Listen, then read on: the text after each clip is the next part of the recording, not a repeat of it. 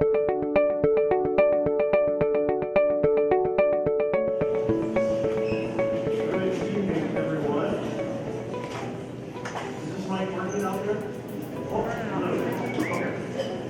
good evening, everyone. Welcome to the May 13, 2025 meeting of the Board of Education for Arlington Heights School District 25. Thank you to thank you to all that are joining us tonight. And before we begin, I want to share with you that our meetings are when the school board conducts its business and are open to the public. Because we are an elected governmental body, we can only take action by majority vote in a public meeting like this one. We welcome the public to listen and observe. And we have community input sections on the agenda if you have any questions or comments on the business of the board. With that, I call the regular meeting to order. A little less. And Ms. O'Brien, if you could please call the roll. Neerman? Tranter? Here. Jogi? Here. Scapalato? Here. Michael? Here. Berger? Here. Cornelia? Here. Thank you, Lana. And please stand if you're able for the Pledge of Allegiance. I pledge allegiance to the flag of the United States of America and to the republic for which it stands, one nation, under God, indivisible, with liberty and justice for all.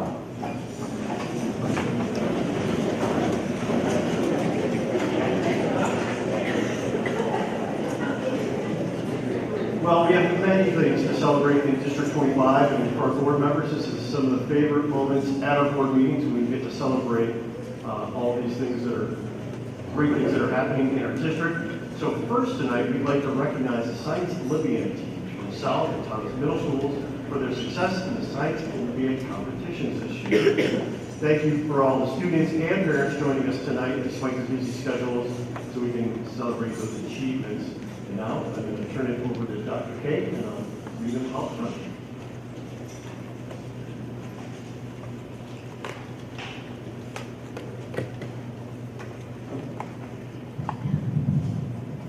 Good evening, everyone. I see it's standing room only in this house tonight. Stacy Malik wants me to point out that inevitably the front row is wide open. So if you're interested in seating, there is a beautiful seat with a great view for the rest of the evening right here. Come on up, free of charge. So we're going to kick off this evening with two celebrations. I can hear the Science Olympiad is here tonight. If you know, you know. Who knows? Yeah, most of them have a lot of medals that they wear over their necks, and you can hear them clanging when they move. That is a common occurrence at this time of year, which means Science Olympiad has done well yet again down at State.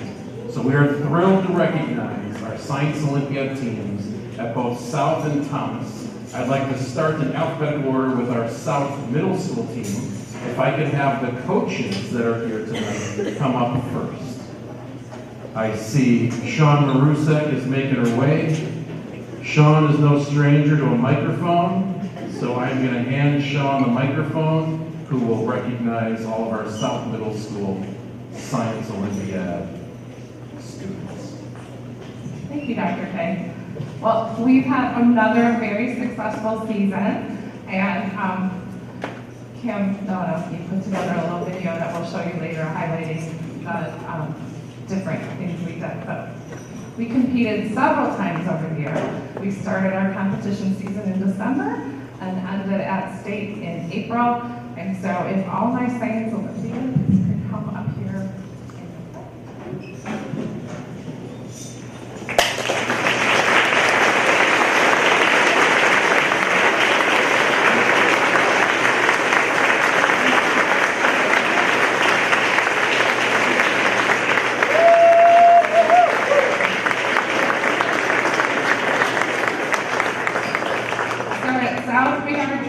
Doing a cardinal clap, which is one clap when we call a name. So I'm going to call their names, and if you guys could do one clap, that'd be great. So our varsity team, Amira, Jack, Claudio, Dia, Peyton, Sophia, John, Emma, Laura, Violet, Kendall, Matthew, William, Cameron, and John. Our junior varsity team is Henry, Keegan, Jonah, Rita, Fritz, David, Ziva, Gianna, Oliver, Claire, Colette, Nick, Tyler, Nathan, and Umar. And then I have a very special thank you for a particular coach. So this team doesn't happen without a village of people. These students compete in 23 events, and so we need coaches for each event. So we have a very special coach who is going to be retiring after 15 years of coaching with us. He started as a parent and just got hooked and kept going. So we want to bring out Dave Cook. Thank you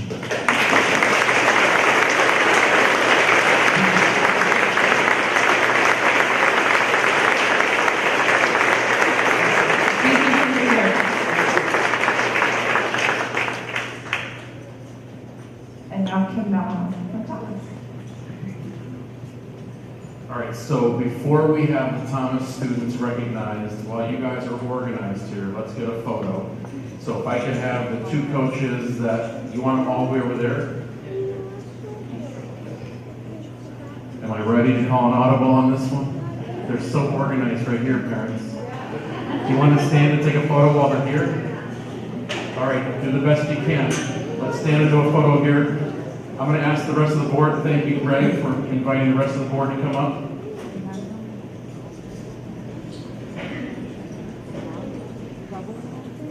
Parents, if you want to move up to grab a photo, that'd be great.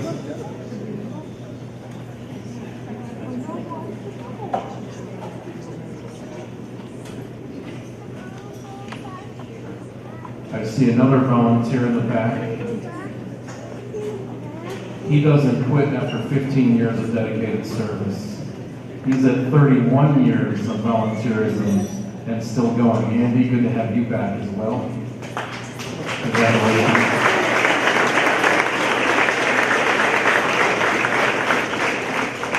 All right, so I'm not going to have you go to that location. I'm just going to say thank you, Coach Marusek, and thank you, students. Congratulations.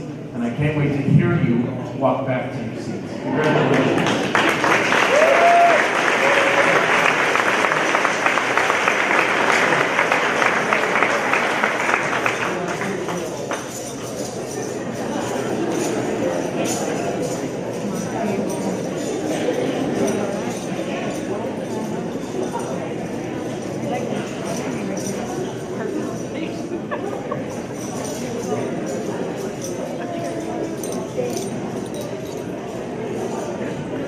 Thank you, South Middle School, and now we will transition to here, our Thomas Middle School students. We have just as long of a list, and I should hear them as they get announced and brought up here as well. Let's introduce and welcome Coach Kim Malinowski.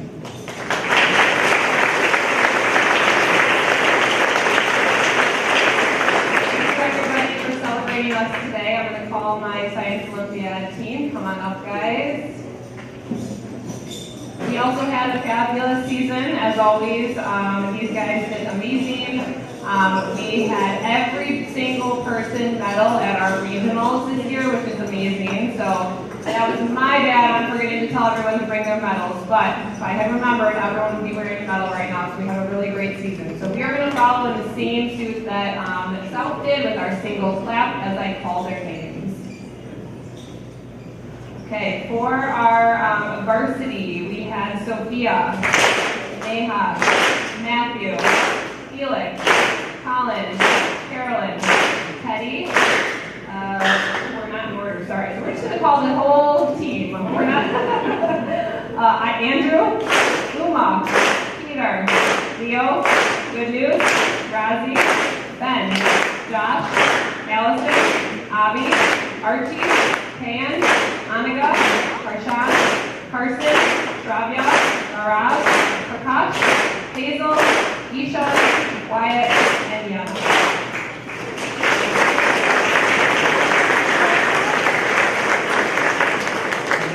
Graduation night goes that fast too? Yes, absolutely, yes. You can hire me for that too. Thanks. Congratulations, you guys.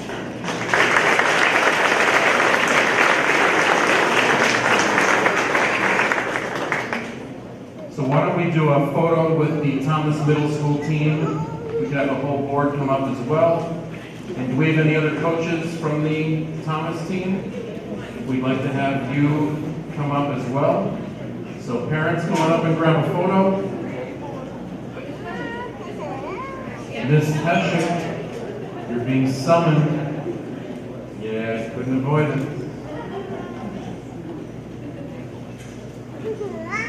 Congratulations, Thomas.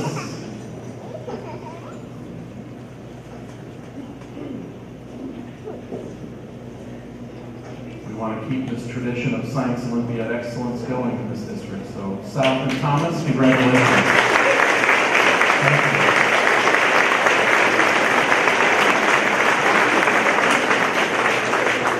After you guys get seated, I hear there's a video we want to show of the Science Olympiad experience, so thank you very much.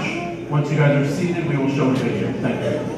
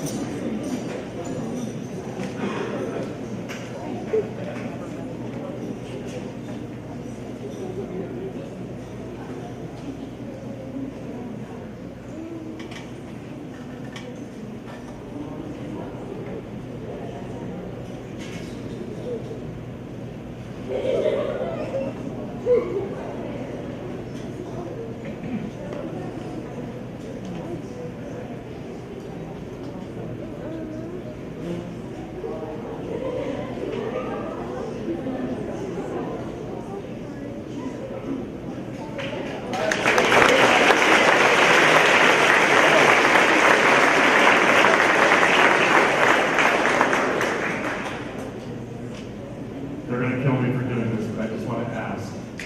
Was there sound to that video? Background. There was background music? Not critical to the video.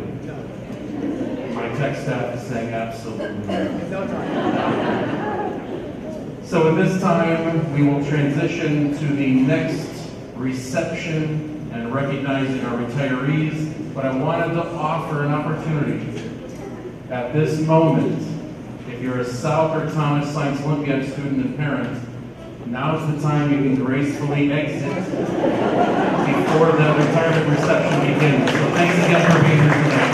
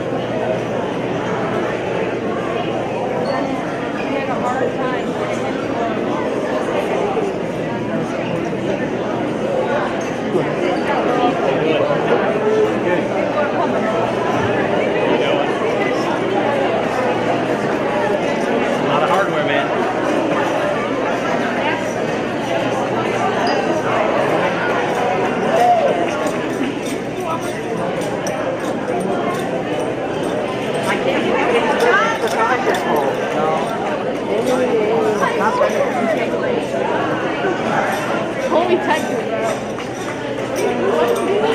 Got another bag.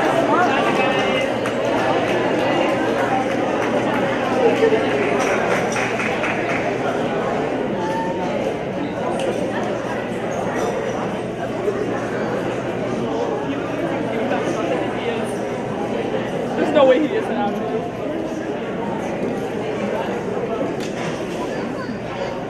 All right, I wanted to first start by acknowledging something that the reception beforehand doesn't happen without a lot of planning and preparation. So there are specifically two people I want to recognize. One, my executive assistant, Lana O'Brien. Thank you for coming.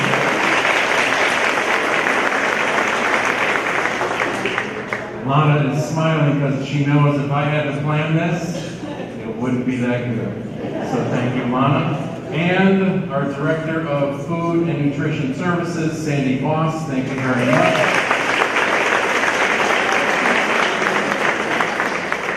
If you didn't get a to-go box of goodies, there should be some available potentially afterwards, unless somebody like me has gone in there and snatched a lot of those goods. So Sandy, thank you again for making sure we were well nourished this evening. So this is an exciting time. It only happens once a year, where we get to recognize those who have made it so close to the finish line. You have 20 more days. I'm thrilled to see not only those we're going to recognize, but the family and friends that came to support them as well. This is quite an accomplishment and an achievement, and we are thrilled that you gave so many years of dedication to District 25. So this is the night where we get to say thank you, we get to recognize you, we have some gifts to give you, some flowers, and just soak it in. You are where many of us want to be. So just enjoy it. You made it, you're healthy, this is going to be awesome. So let's start with our Food and Nutrition Services Department. I will welcome up Sandy Voss. Welcome, Sandy. She will be recognizing two employees who have reached the finish line. We're really close. Well, they already reached it, and both of them retired as of December 31st. So they've been living the sweet life for the last few months.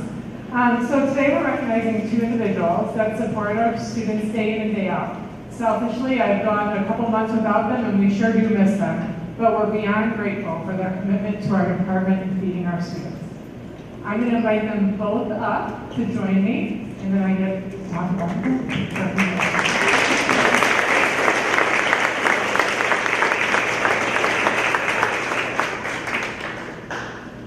I don't like to stand up here alone, so I'll make you stand up here.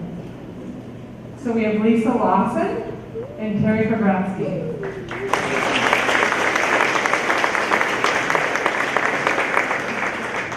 So Lisa started with our department in 2007. I had the pleasure of knowing and working with her almost 20 years ago on my first go around here in 2006 through 2008, so we go way back. She joined our team back in 2007 and never left. Lisa truly embodies student first. Her care and support for our students shines through in everything she does. Lisa's amazing superpower is her attention to detail. Whether we are creating new procedures or trying out new foods for our students, Lisa was always the first to provide feedback and support. Lisa is not only very hardworking and dedicated, but is truly one of the kindest and most nurturing people I have worked with. She has an innate ability and naturally just takes care of those around her, whether it's a student or a colleague. Lisa, thank you for your longevity and dedication to nurturing and feeding the students of South Middle School. You are already missed greatly, and we hope you're enjoying every moment of retirement with your family. You deserve the very best.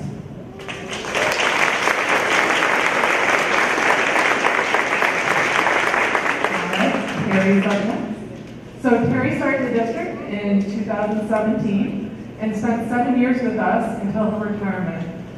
Mrs. P, as the students know her, her passion for supporting students was evident as she knew so many of the students at Windsor by name. I was always so impressed every time I go over, because that's a really hard thing to do when you have hundreds of kids walking through that lunch line every day, literally flying through your lunch line every day. This connection with students is evident as students would approach her with ease throughout the day for whatever they needed. She took extra special care of our students with special dietary needs and always made sure she provided the best for her students throughout the day. Terry, thank you for nourishing our students throughout the years. We are truly grateful for your dedication and commitment. We wish you health, happiness, and joy in your retirement. Thank you.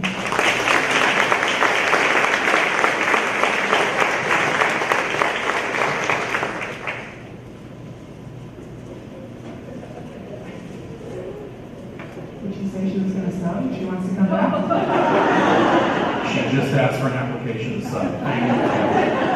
We'll catch you on the way out for sure. One more time for our food and nutrition director.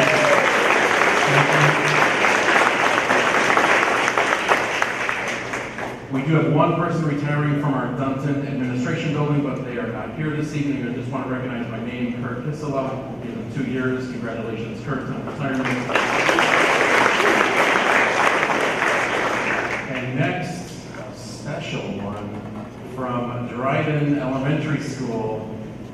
Kemi anticipates she might be first, but I'm not doing you first. Kemi, you're going to be second.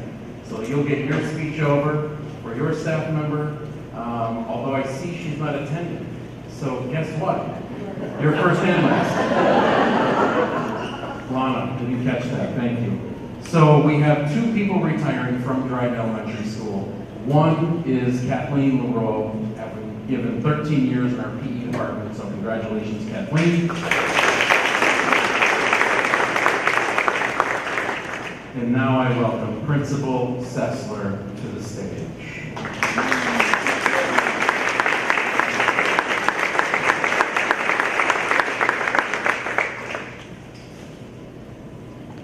So I get the joy of saying a couple words on behalf of Akemi.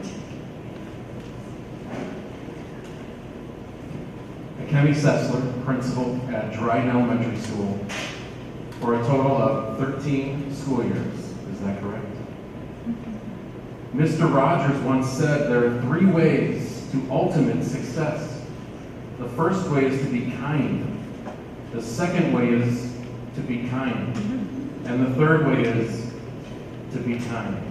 Akemi has built a school culture rooted in kindness, care, and a belief in every child's potential. Her leadership was guided by compassion and an unwavering commitment to students and staff. When I think of Akemi, these are the words that stood out: dedicated, heartfelt, thoughtful, focused, and inspiring. Brene Brown said, courage starts with showing up and letting others be seen. Akemi always showed up for the hard conversations, the celebrations, and the quiet moments that mattered most. She led with authenticity and heart. To handle yourself, use your head. To handle others, use your heart. Eleanor Roosevelt. Akemi led with her heart. Her leadership wasn't just about making decisions, it was about understanding people, creating belonging, and leading with empathy. Akemi, thank you for believing in the power of education to change the world, and for leading a school where that belief became a reality for so many Dryden Dolphins. Thank you for everything. May your days ahead be as meaningful and rewarding as those you've given us. Congratulations.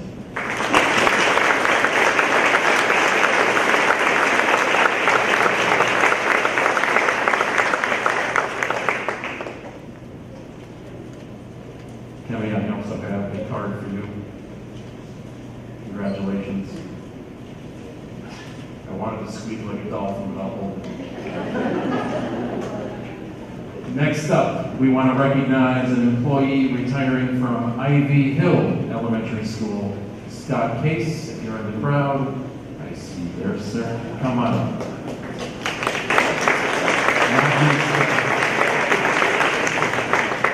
Not me, I'm not retiring yet. But I do have the pleasure to recognize Carl Pearson. So come on up, Carl. Carl has been at Ivy for 11 years. So we're excited to kind of talk a little bit about him. All right, Carl, over here. All right, you ready? So today, we say farewell to a true Ivy Hill legend, Carl Pearson, building support technician, tech wizard, and the only person who knew how to make the printer behave just by using a USB cable and sheer willpower. Let's be honest, without Carl, half of the classrooms would still be stuck in searching for Wi-Fi, while the other half would be showing mysterious PowerPoint slides from 2004. This is the person who just didn't fix our temp. He rescued our lessons, saved our sanity, and calmed, explained for the 87th time that yes, your laptop will work better if you charge it and update it. It does work better. Now, if you know Carl, you know that he just doesn't kind of thrive in tech support, but he brought style. While most of us were panicking over our projectors, Carl was probably humming a Duke Ellington tune under his breath and dreaming of being on the peaceful fjord in Norway. Yes, not only did he fix Chromebooks faster than the jazz trumpet solo, but he also did it with the soul of a big band enthusiast and the heart of a folk dancer. And yes, Carl can folk dance and tear up a rug. Carl brought swing with our troubleshooting and a little concert chaos, and while we're going to miss him, his quick fixes, and quick wit, we hope retirement brings him all that jazz, what he could ever want, especially with his grandson. So Carl, thank you for being the backbone to our tech support team, our hero to our help desk, and the only person who could diagnose a network issue and potentially dance to Glenn Miller at the same time. So we wish you the best. Enjoy being a grandfather. Continue to build your jazz and big band record collection. And I hope not a single teacher calls you and asks you, is it time for an update for my computer? Happy retirement and congratulations.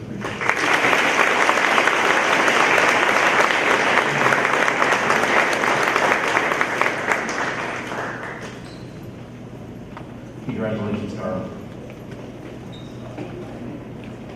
Next up, from Olive Mary Stitt, I welcome Principal Aaron Davis.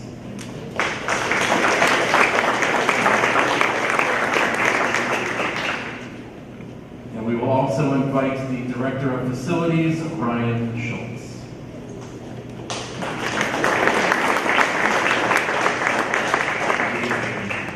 Tonight we have the special privilege of honoring somebody who served our district for 50 years. And as he comes up, he doesn't like the attention, but we're going to give it to him tonight. It's Jimmy Stewart.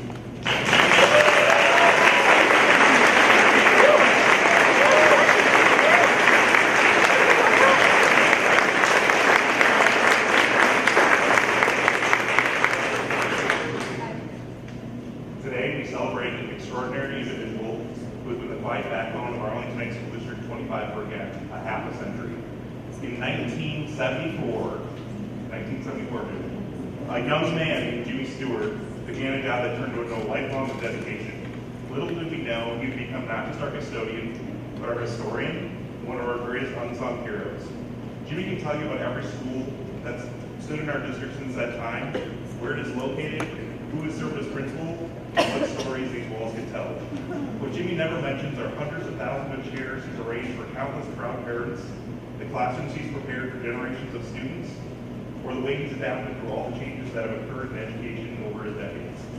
Jimmy has shown up day after day, sometimes with us having to encourage him to take more vacation, and has made sure our schools remain clean, operational, and welcoming places to learn.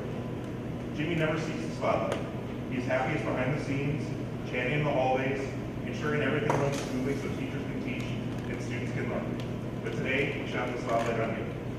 Jimmy, you embody the best qualities we hope to instill in our students. Dedication, commitment, strong work ethic. For 50 years, you've chosen not just to work at Arlington Heights School District 25, but to make it your home, your mission, and your life's work. On behalf of every student who's walked these halls, teachers who have found their rooms clean on a Monday morning, our district is forever grateful to your commitments to District 25. Thank you, Jimmy, and we hope you understand the impact you've had on our students in District 25 and the generations of students that you've had the privilege of serving.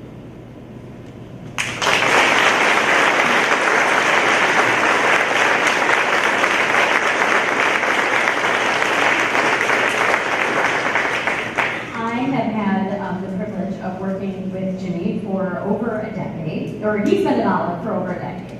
And he's dedicated his service to our school. He retired at the beginning of this year, so you've already been enjoying some of that time. But he is definitely leaving behind a legacy of hard work. He worked tirelessly to keep our school clean and safe, always with a friendly presence and a willingness to help and lend a hand. Jimmy truly cared for our students and our staff, often sharing stories of his time in District 25 and the many changes that he witnessed over the years.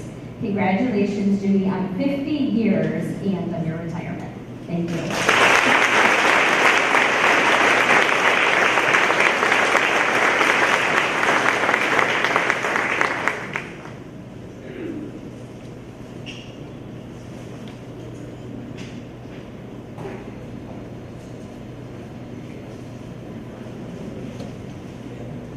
Jimmy, can I ask you, for 50 years of service to District 25, how many times have you received flowers?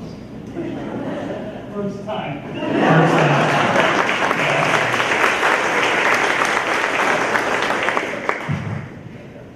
So, it's hard to imagine what somebody deserves after 50 years. People ask, does he get a car? Maybe a Matchbox. I have thought often about if you do 25 years in District 25, you should get a green master's jacket. He would get 2. Jimmy, one more time, congratulations.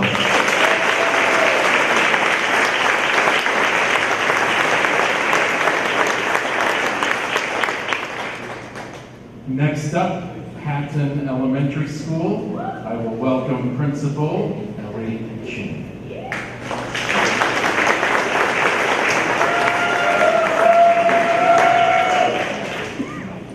Good evening. Could I invite my 2 special guests to join me?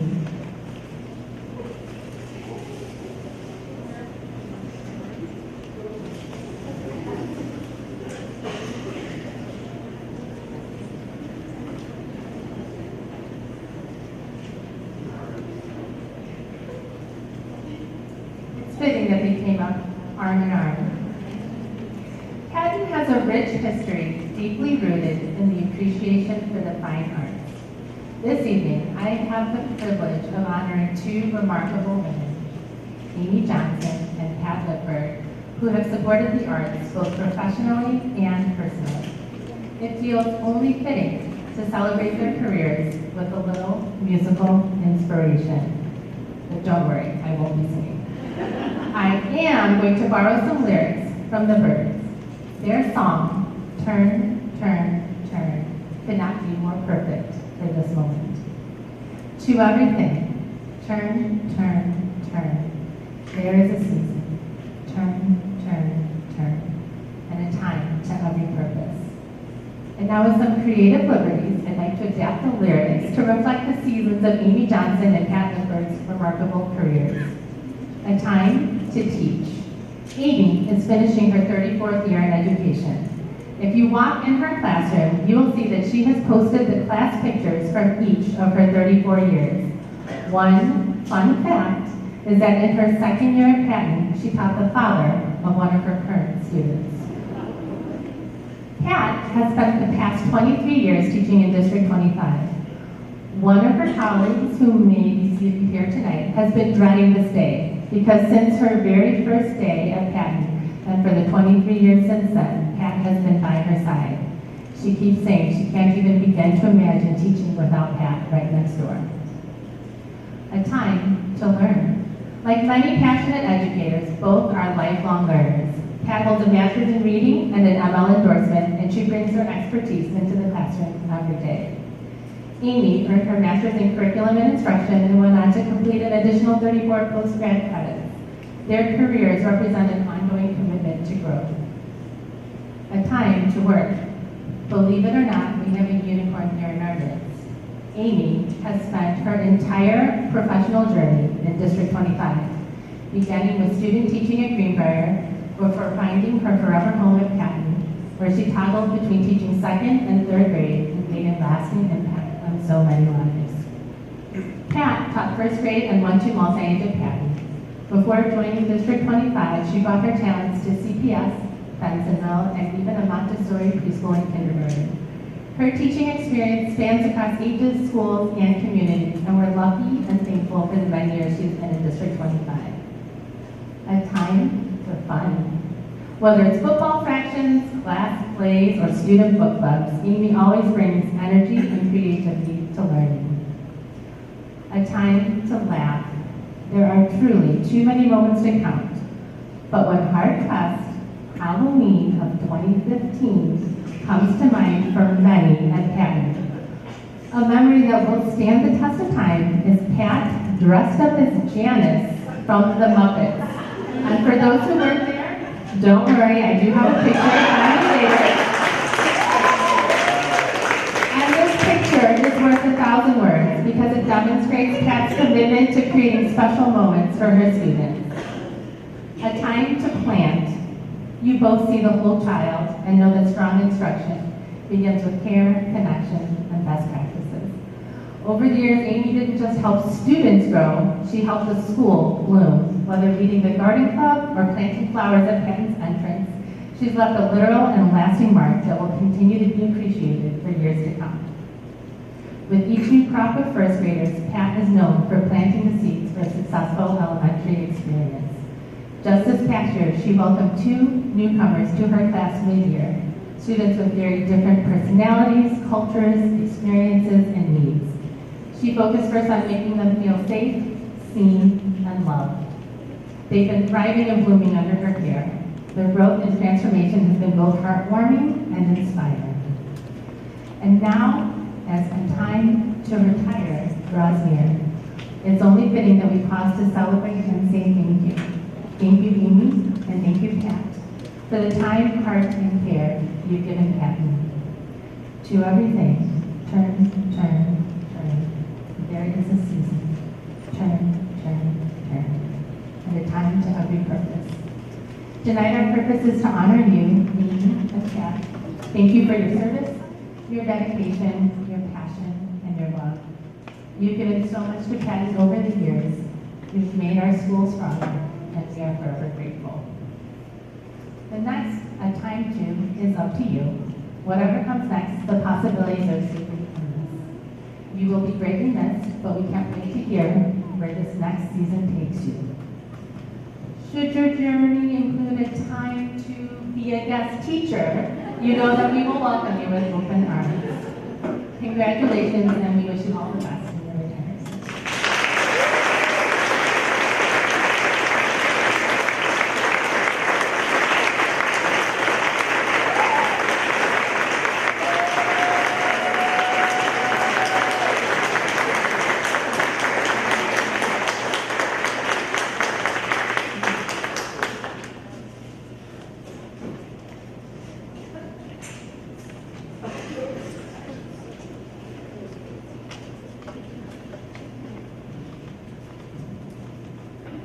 Following Ellie is not easy.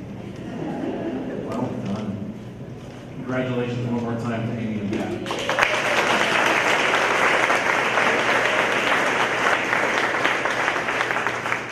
Next, we're going to bring up South Middle School. We have 4 people retiring this year from South Middle School, and 3 are here tonight to be recognized. If I could have all 3 of those people come up, starting with Dr. James Morrison, Oksana Lukashevsky, and Marie Christine Haidu. All 3 of you come on.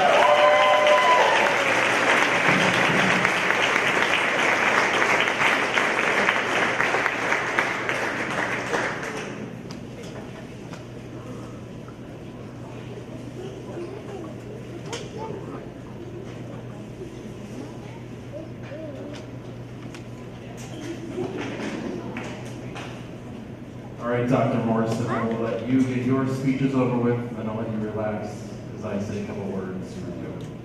Glad you're here. Thank you. Very excited to be here. There are 2 ladies here.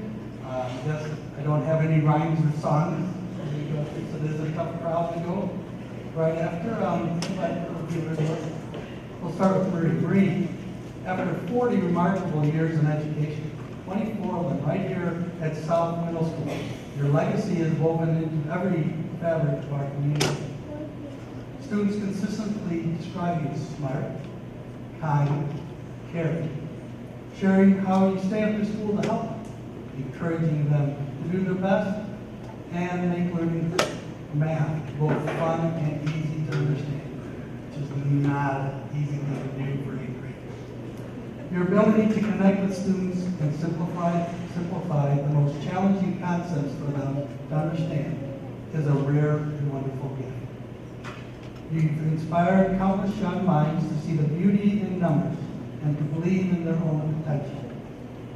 To your colleagues, your kindness and empathy are unmatched, and your commitment to always putting students first is an example for all of us. Upon retirement, Marie and her husband Lou will be enjoying more live music, gathering, gardening, fishing, pickleball, and tennis. She'll be picking up the camera again since she loves photography. And I'm sure she'll be spending a lot of time with her grandchildren. Why would not? As you begin your new chapter, we hope retirement brings you as much joy as you have brought to ours. Thank you, Marie, for your extraordinary dedication. You'll be deeply missed, and your impact will be felt for generations to come.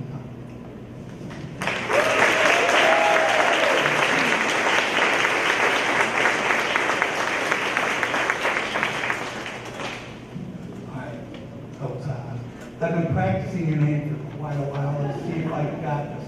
Lukachevsky. I'll get it before the year's out. Thanks. There's something special about music that fills your soul and people connect with. For 34 incredible years here at South, Oksana has been the guiding force that has unlocked the magic for countless students.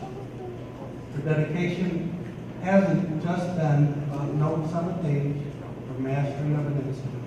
It's been about fostering a deep and abiding love for music within each and every one of them. Oksana's impact extends far beyond the band room walls. She is focused on the development of every aspect of her.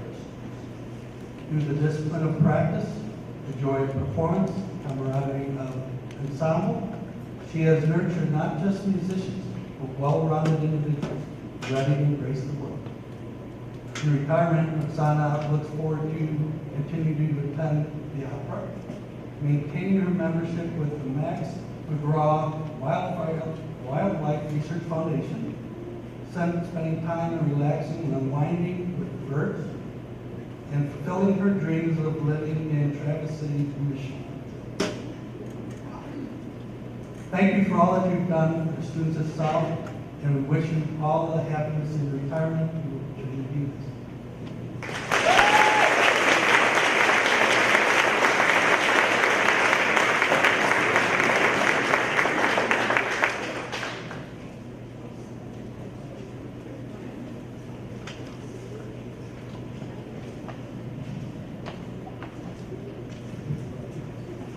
Marie and Oksana, thank you for staying on here so Jim's not alone.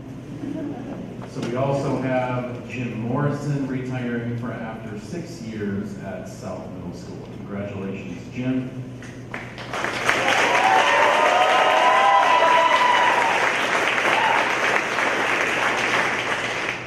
Maya Angelou once said, "People will forget what you said, people will forget what you did, but people will never forget how you make them feel."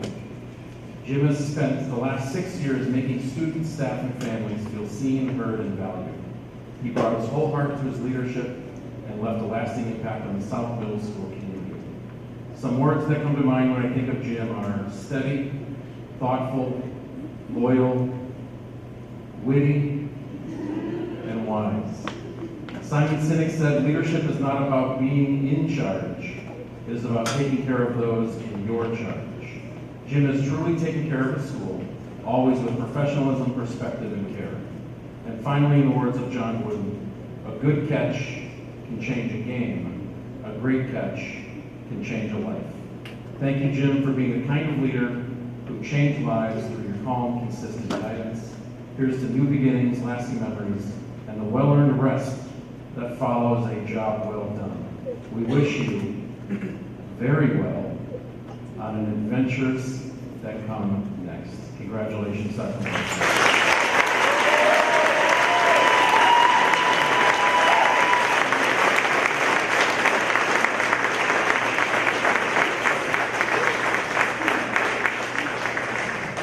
A gift on behalf of the board as you make it back to your seat. Marie, enjoy camping out at any kind of park you like. I assume Oksana will be going to Virginia. Possibly, no. Dr. Morrison, I guess I'll get you later. Yeah, come on back. Congratulations.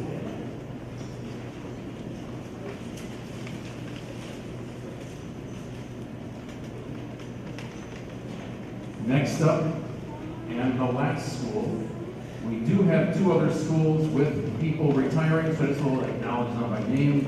And then we have one more school with two people in person. So at Westgate, we have two people retiring, Kathleen Reimark and Hillary Nybro. Congratulations to those two.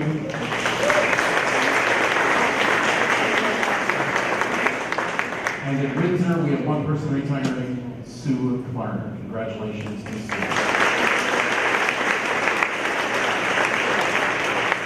And last, but certainly not least, the House of Thomas Middle School has two that we will be recognizing today.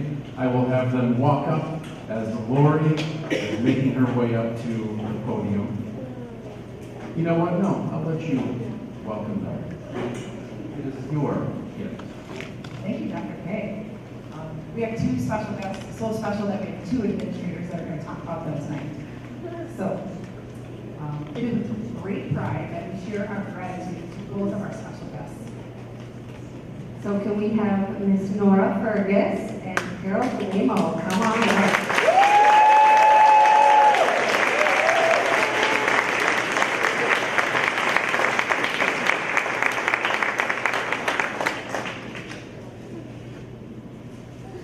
Welcome to the stage.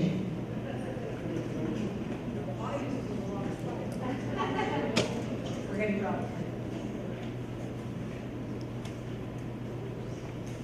So tonight I want to talk about Ms. Nora Fergus. So for 24 years, Nora has not only taught drama, but she has guided generations of young actors, lighting up the Thomas stage with passion and with dedication. So her energy and enthusiasm have transformed nervous novices into confident performers. Beyond the applause and the curtain calls, Nora, you have instilled in your students the importance of creativity, teamwork, and perseverance. Your unwavering belief in the power of the arts has left an indelible mark on the countless lives that you've touched. So thank you, Ms. Fergus, for your laughter, for your creativity, and your unwavering spirit. And we wish you a well-deserved retirement filled with endless applause and standing ovation.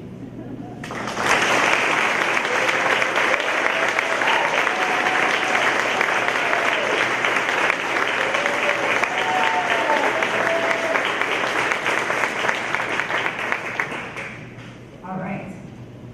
Our second retiree is Miss Carol Galimo, who is a shining example of what it means to be the good at Thomas Middle School.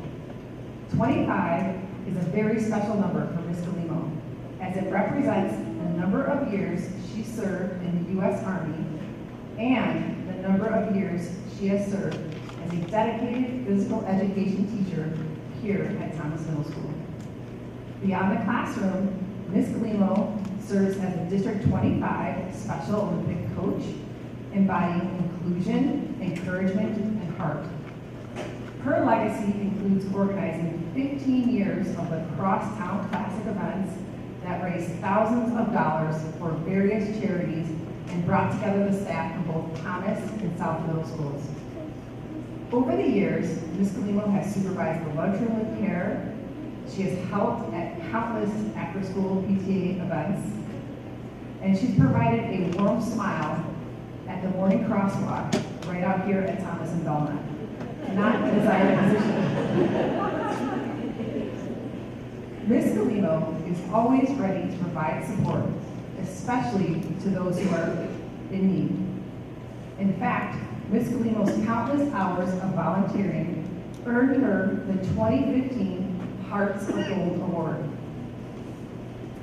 Ms. Galimo's servant heart, her unwavering kindness, her strength, and her Thomas Middle School spirit also earned her the 2025 Leroy Dancy Lean On Me Award here at Thomas Middle School. Ms. Galimo, we wish you all the best in your retirement. Congratulations.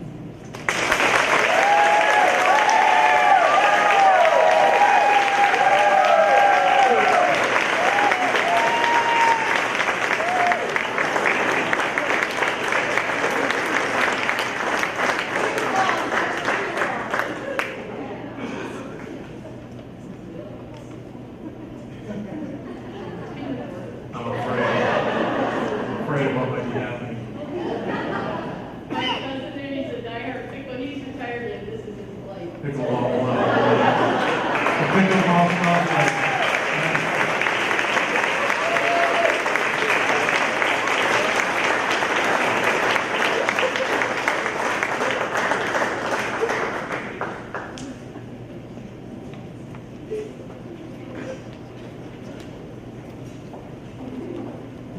We will reserve a court for your pickleball. There's a couple outside drive, a couple outside here, the park here. So one more time, I'd like to recognize all of those who are retiring at the end of the school year. Some who have already retired, congrats to you already. We do have our personnel director here who could sign you up for subbing when you're ready. So one more time, one big round of applause for everyone.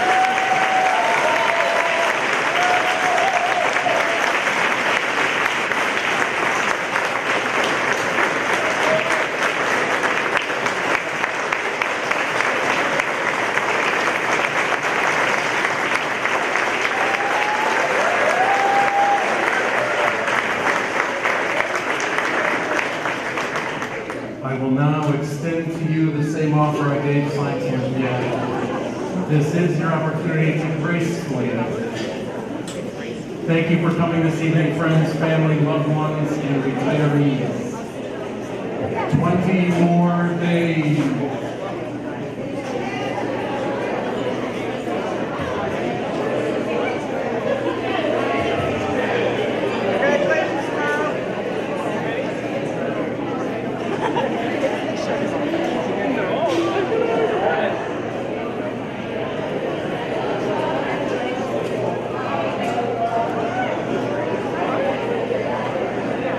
This is my sister, Olga. Olga, this is Brad. That's about all we have time for. Thanks much.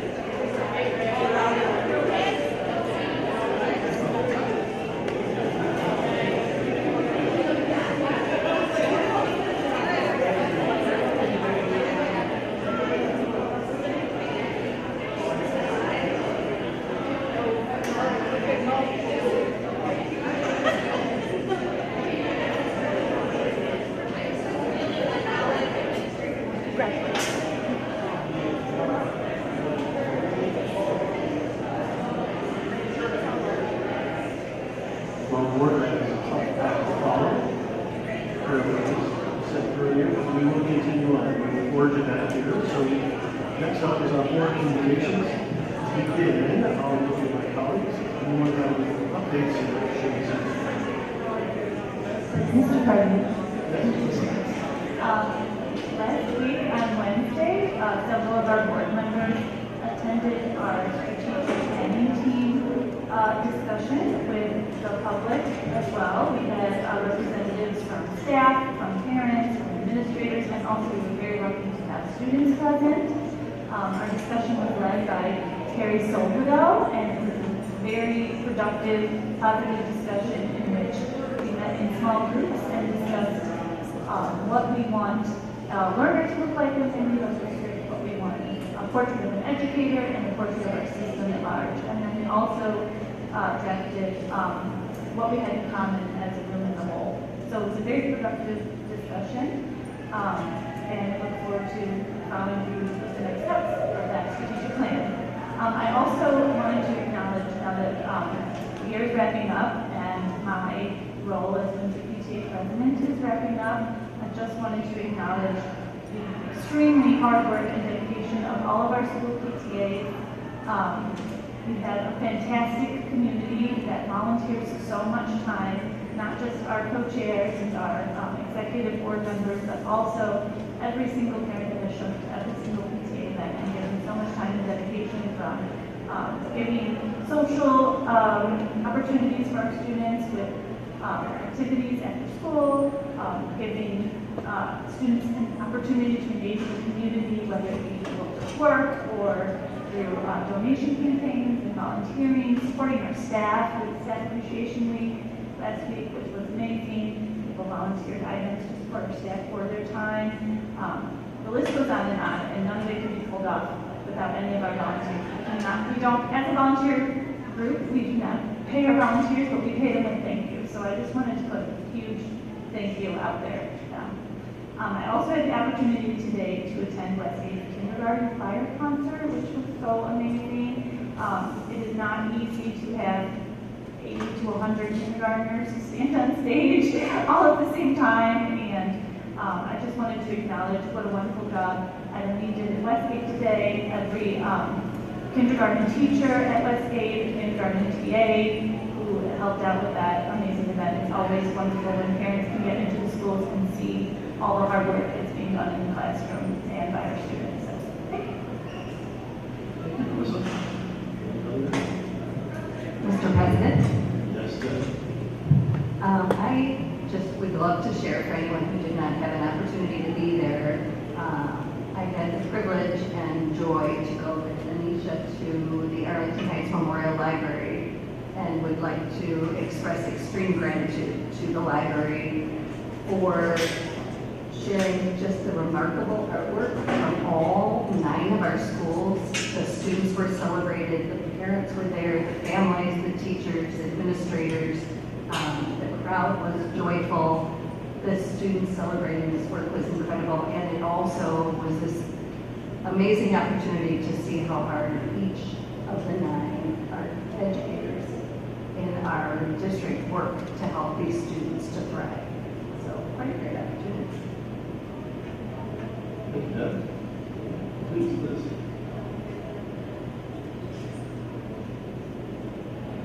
Mr. President, I'd like to congratulate the SD25 All-Stars for their amazing athletic feats at the Special Olympics track meet this weekend. I'd also like to thank all of the coaches and parents and everyone who came out to cheer. It was an amazing crowd, amazing time, perfect weather, and just stellar athletes. Thank you, Liz. Thank you, Mr. President. So many fun things happened. It's May-December, as they say, so lots of fun things, and so great to see board friends at different events. I had the opportunity, and Dr. Kay was there as well, to attend a Pride of the Wolfpack assembly. I had heard so much about it from Adam's great work with all the, I'd always seen it on social media, and so I wanted to go out and see the event in person, and it was truly an electrifying event. The whole school, Thomas Middle School, was in the gym. I'm a little turnaround is where I'm at Thomas right now, at the gym there. And it was just incredible. I learned about the scholarships that were, that folks, the school fundraised at the golf outing, and they had these.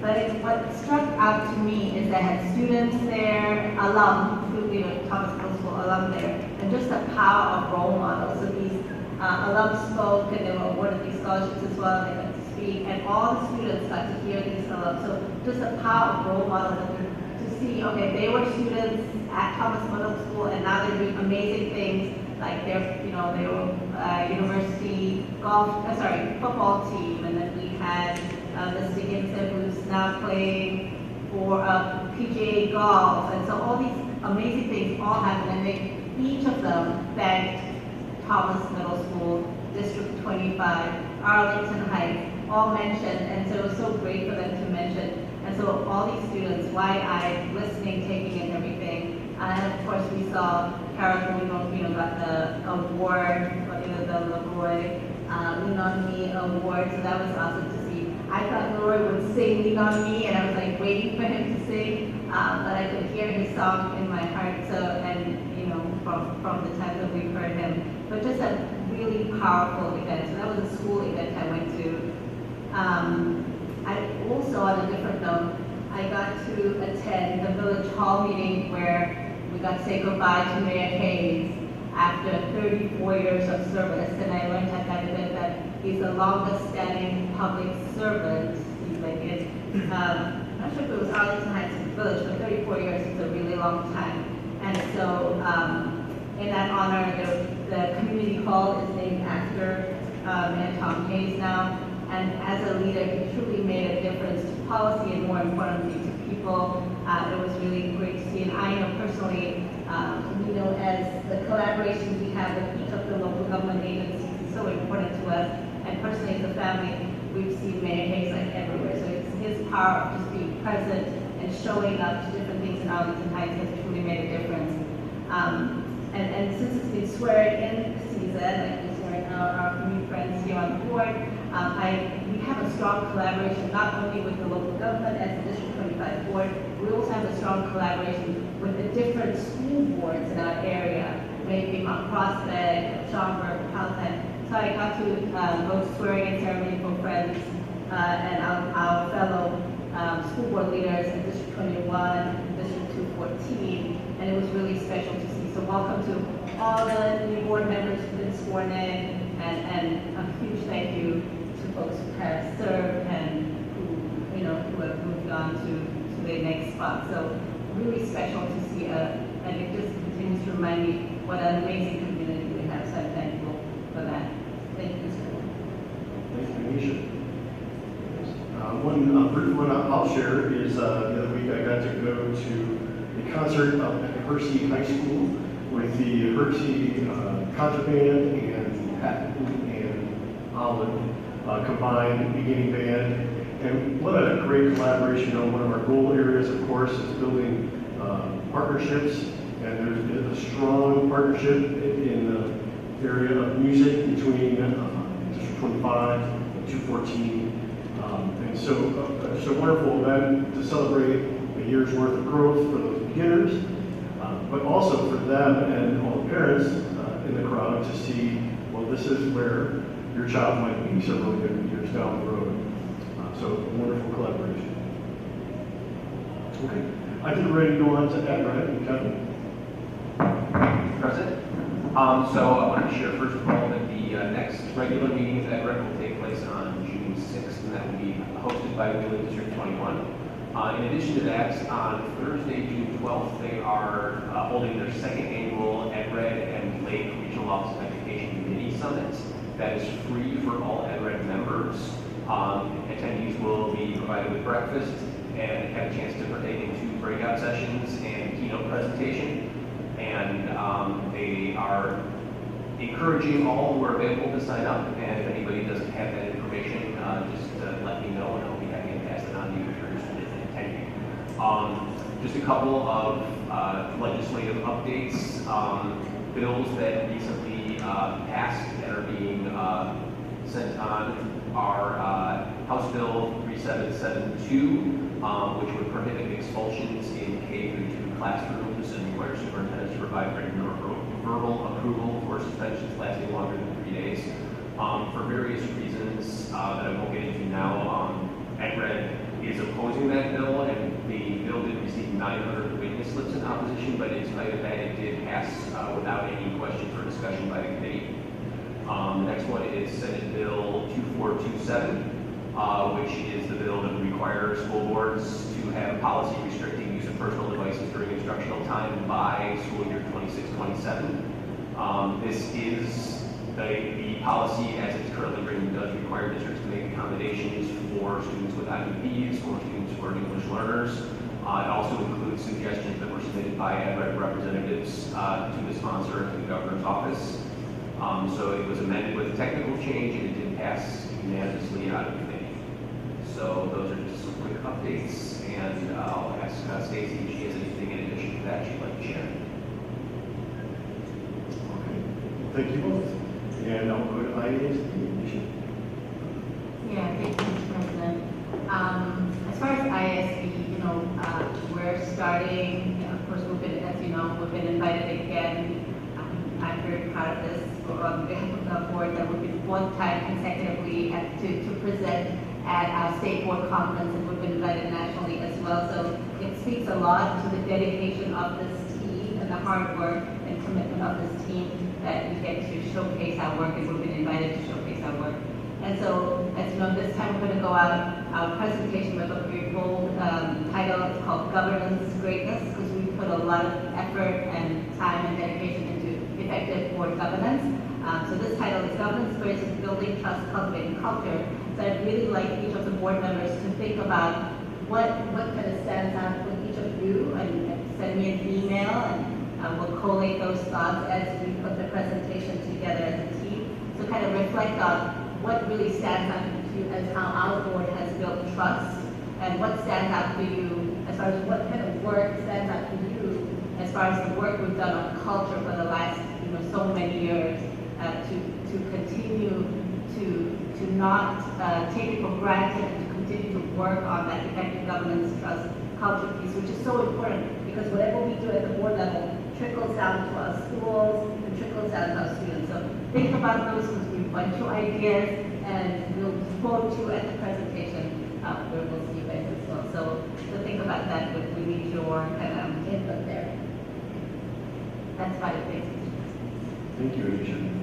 All right, and now NSSEO report. Please, Liz. Thank you, Mr. President. So last week at the NSSEO board meeting, we had the retiree recognition. Lots of celebrations, proms, block parties, graduations.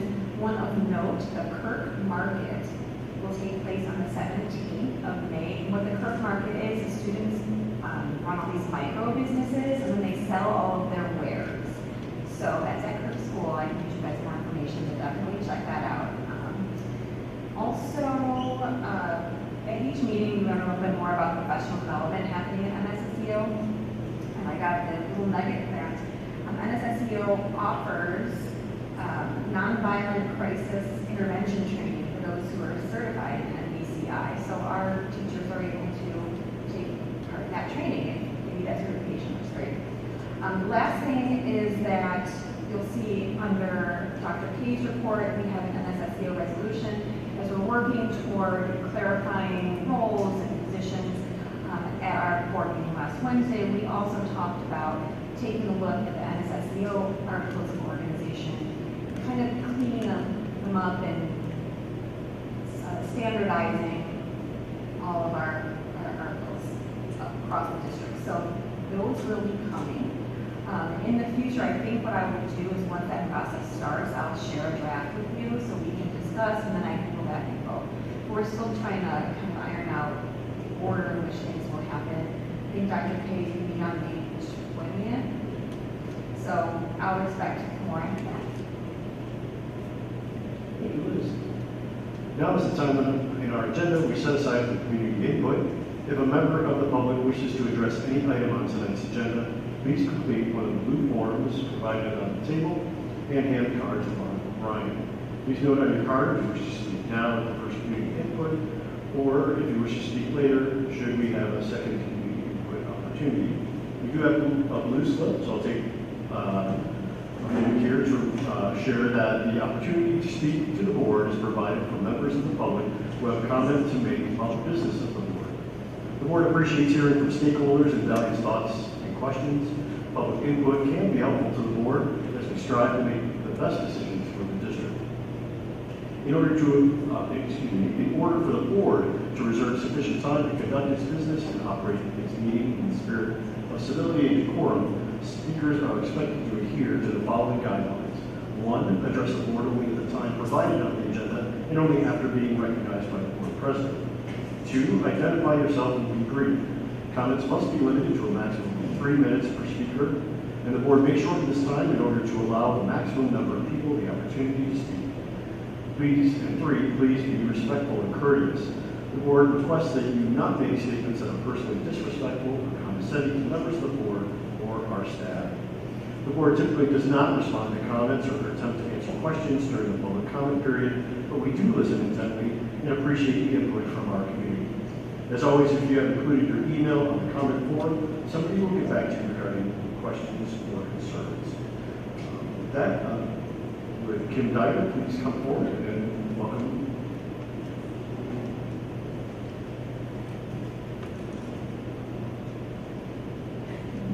Hi, I'm Kim Dyer. Most of you know, but if you don't know me, I've lived in Arlington Heights for 40 years, so I've been involved in the district in a variety of ways. I wanted to come up and thank you once again for Science Olympiad. You may have noticed that this year, because we're all wearing the same t-shirts, because Thomas and South got together. Science Olympiad started in the state of Illinois. John Bigowitz, who was an amazing teacher here, was one of the founders in the state of Illinois in 1985. By 1986, South Middle School was attending National Science Olympiad competitions, which they did for 27 years. And I was first introduced to Science Olympiad as PTA president at Dryden in 1995, when we had the kids come and do a mission for us. And then we were able to use some of our excess funds to help pay for their trip to Spokane, Washington. Then I was fortunate enough later to be hired as a science teacher at South Middle School, where I was very active as a coach for the 16 years I taught, and I'm still active in Science Olympiad.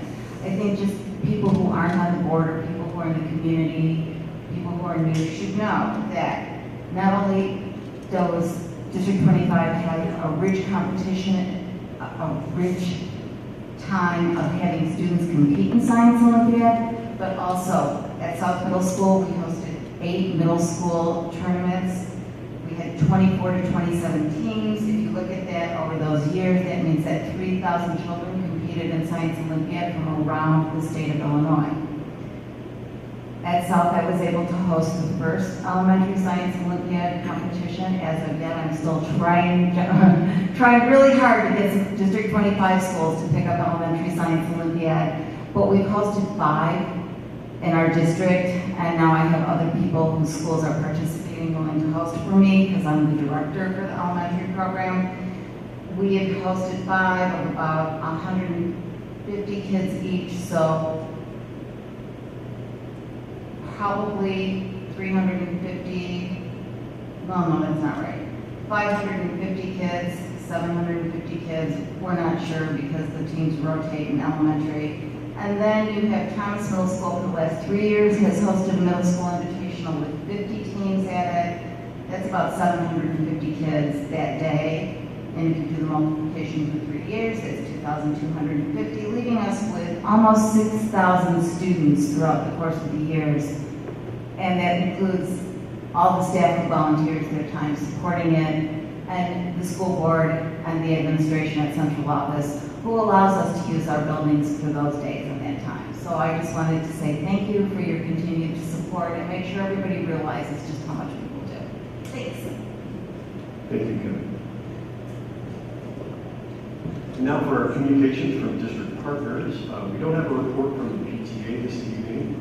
I understand you do have a report on the ABC 25. I do have a brief report on behalf of Gina Faso regarding ABC 25. She says, what a fantastic year. It's wonderful to hear that all 9 schools reached their membership goals and received $2,500. Congratulations to everyone involved. As you look ahead to next year, please keep ABC 25 in mind during registration. Every dollar we raise directly supports our teachers and schools, fueling innovative new ideas.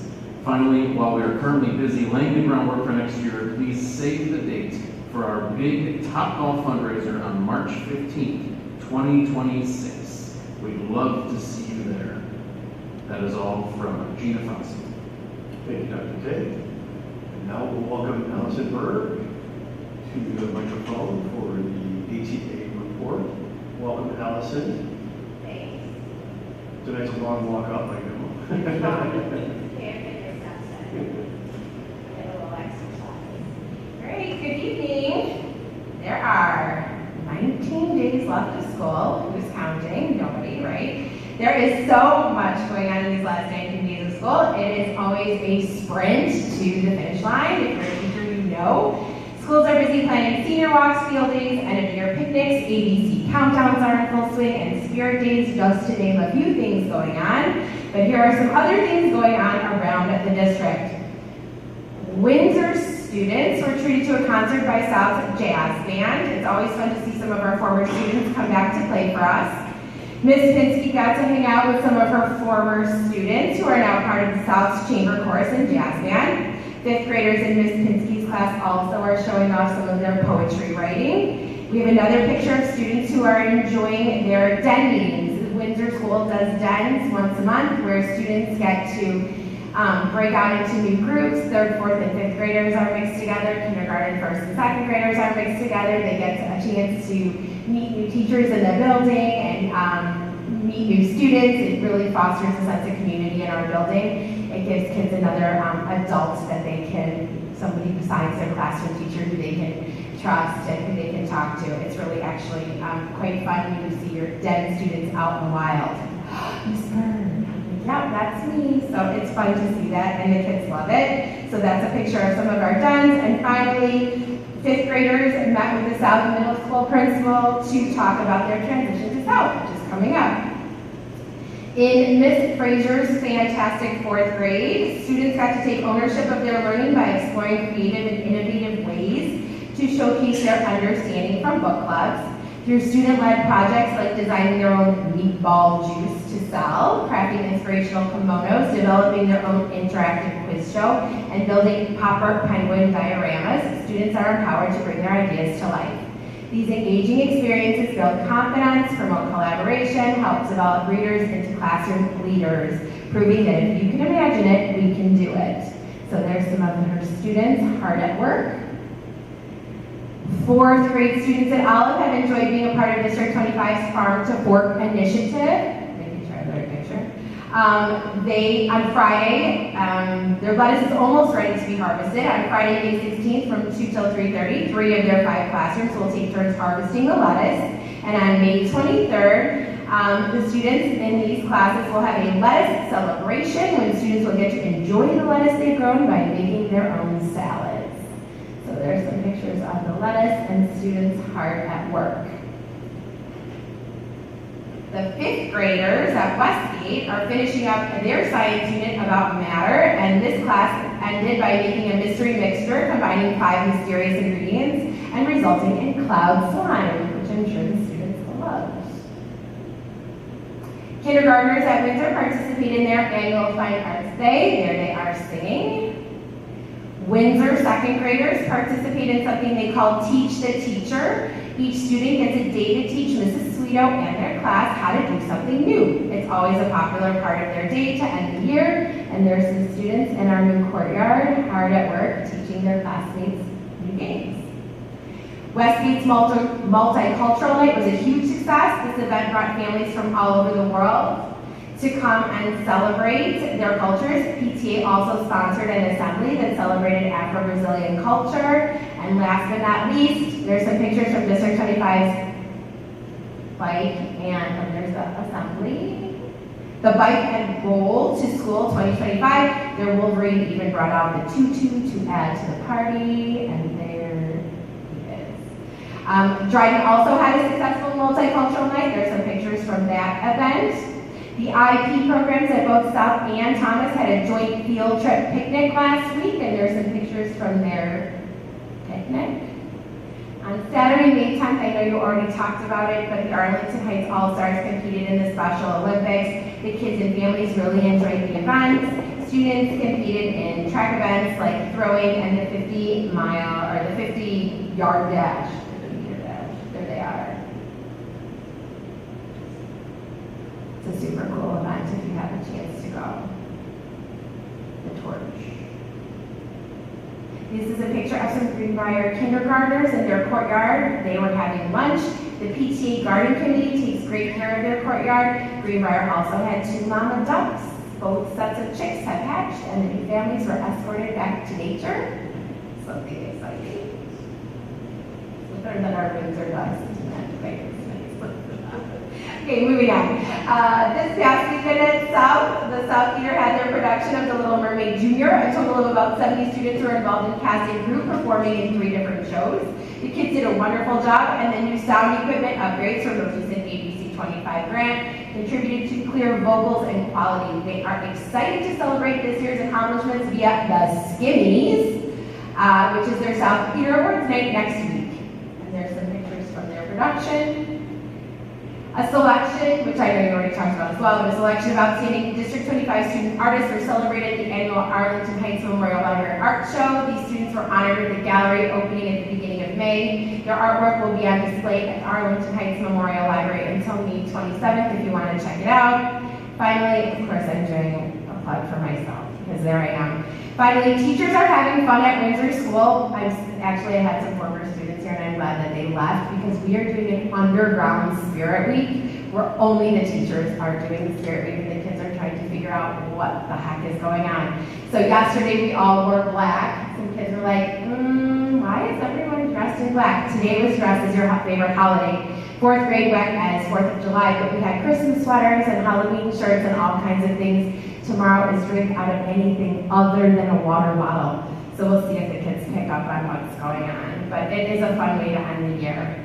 Thank you all, as always, for allowing me to showcase a few of the fun things going on in the district. And this is it, home stretch. So thank you guys. Appreciate it. Thank you, Allison.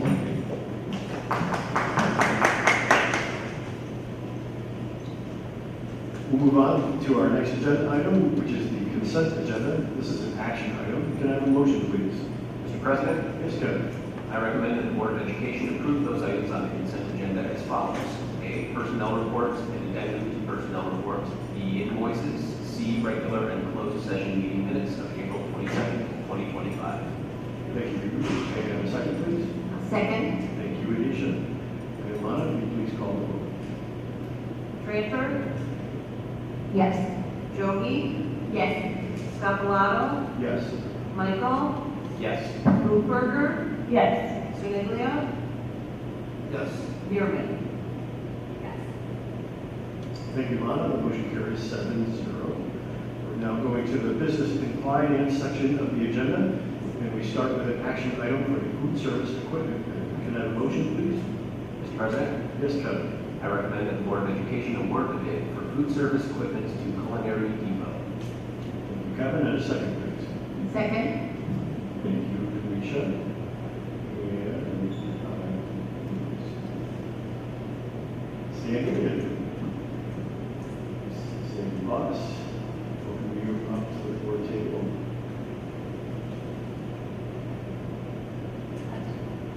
You have a long walk up there. Thank you. Just a little background. So we are investing in 2 new ovens. Our real participation is up 13% from last year. And the need to support the elementary schools in production. There are 2 middle schools. One is the need to purchase this additional for each school. So that was the purchase we went for. Thank you. Thank you. Any questions for Sandy? Sandy, I just have a comment. So as far as the percentage increase, my son contributes to that percentage increase. He insists on eating food only at school. He's not happy when I pack him a lunch. I'm not sure what that is, but he really appreciates the lunch and all you do to make it inclusive for all the dietary needs that are in our buildings, maybe gluten-free or whatever allergies kids may have. So thank you for all the heart and hard work you put into making sure that every student has a great meal and they don't want mom's lunch anymore. Thank you. All right. Well, thank you, Sandy. And Lana, if you please call the roll. Jogi, Yes. Scapalato, Yes. Michael, Yes. Blueberger, Siniglia, Yes. Bierman, Yes. Tranter. Yes. Thank you, Mona. The motion carries 7-0. And we continue in this area of the agenda with another action item for the paper bid for 2025-26. Can I have a motion, please? Mr. President, Yes, Kevin. I recommend that the Board of Education award the bid for paper for 2025-26 to Renee Paper. Thank you, Kevin. And a second. I'll second. Thank you, Anisha. And Stacy, if you could share the information regarding the bid.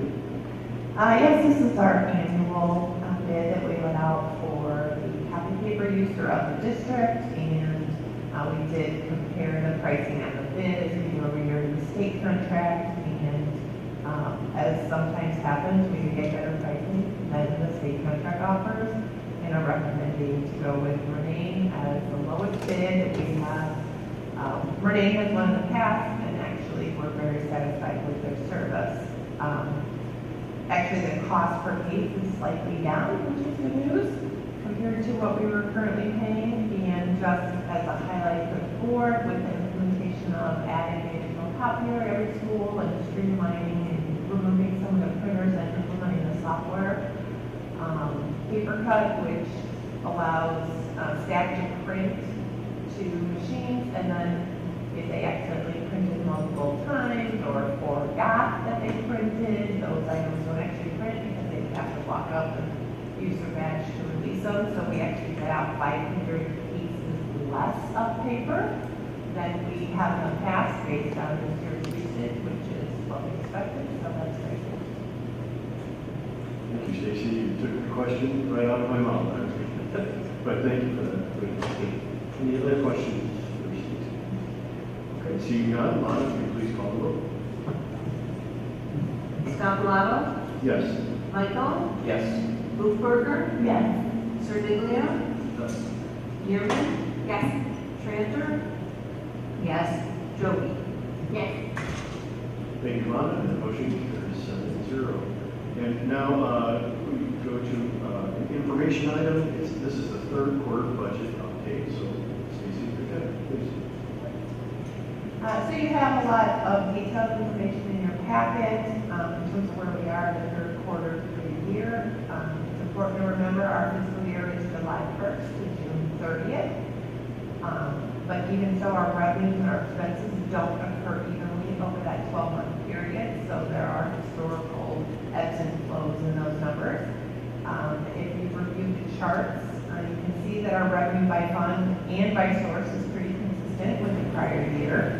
We do have higher amounts in the capital project fund due to mainly a reimbursement we received from the Guardian Fire and from our insurance program, and then the working cash fund is from the bond issuance we did in March that we didn't have last year. We are slightly under budget in property taxes at this point, and that is due to our prior year refunds that we typically budget about $600,000 a year that we might issue. We've issued 2.1 for the county clerk has issued 2.1 million this year. Last year at this time, we actually had a $10,000 deposit. We had net receipts instead of refunds. This is a situation that all of my colleagues throughout the state, or well, throughout the county, have noticed this particular year. The question is, everybody seeing these types of refunds? So I did have the county, you can request refund reports. I have done that for a couple of dates and done some analysis and found what appears maybe there's some duplicate refunds. On one case, it appears there's a tax exempt property that was given a refund that doesn't look like it paid taxes in the year. So if you saw the recent Trade article about the county assessor's office and the troubles they're having with their computer system and tax bills might be late this fall, I'm curious if there's a bigger issue there, but I have reached out to our new council that deals with taxes and our tax refund situation to have them look into the things I found, and if they are true errors, we will do a deep dive into all the refunds we issue, because that's pretty significant. So not good news there at this point. Interest income is significantly less in dollars than it was at this time last year. However, we expected that because last year we had the bigger issue, the bond proceeds were still spending down, and the rates were slightly higher. While the rates have come down slightly, we did anticipate that in the budget. So I did project that, and we're actually at about $400,000 more in interest this year already than I budgeted, so that's a positive. The state transportation reimbursement was prorated this year at 68.75%. Unfortunately, after the budget was established, so we could be $700,000 short on that revenue source this year in that fund. And then on the Medicaid side, with the changes in that program, we already received $123,000 more than anticipated, and we just got a settlement notice for an additional $265,000, which is all positive. On the expenditure side, again, similarly consistent year to year, both by fund and by type. The capital projects is the larger percent of it spent already this year than in the past, because this year the projects were done by the end of summer and we paid it out sooner. Last year they were going on all year and we were paying consistently over the year. As shared at the last meeting, we are over budget at this point with our gas and electric utilities. Part of that is due to the prior year ComEd issue that we had to catch up with this year, as well as increases in the rates. The other cost category in the chart appears higher spent, but those are costs associated with the bond sale that we didn't have last year, so that skews that number. And then we haven't spent about $415,000 in our contingency funds, including the contingency fee budget for special ed tuition this year, and don't expect to. So, and then as always, our salary and benefits budget is based on individual employees and their salaries. But we know we have vacancies throughout the year. We know we haven't filled all those positions. We've had resignations and brought in people at new salaries. So we don't usually, and I don't anticipate spending out that in the budget by the end of this year.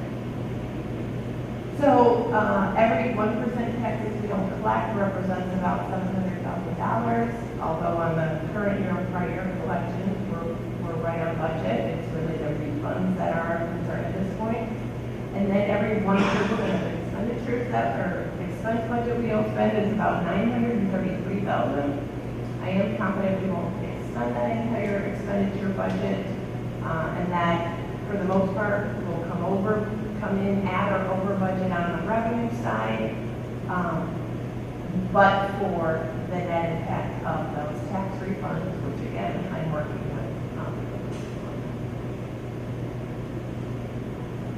Thank you, Stacey.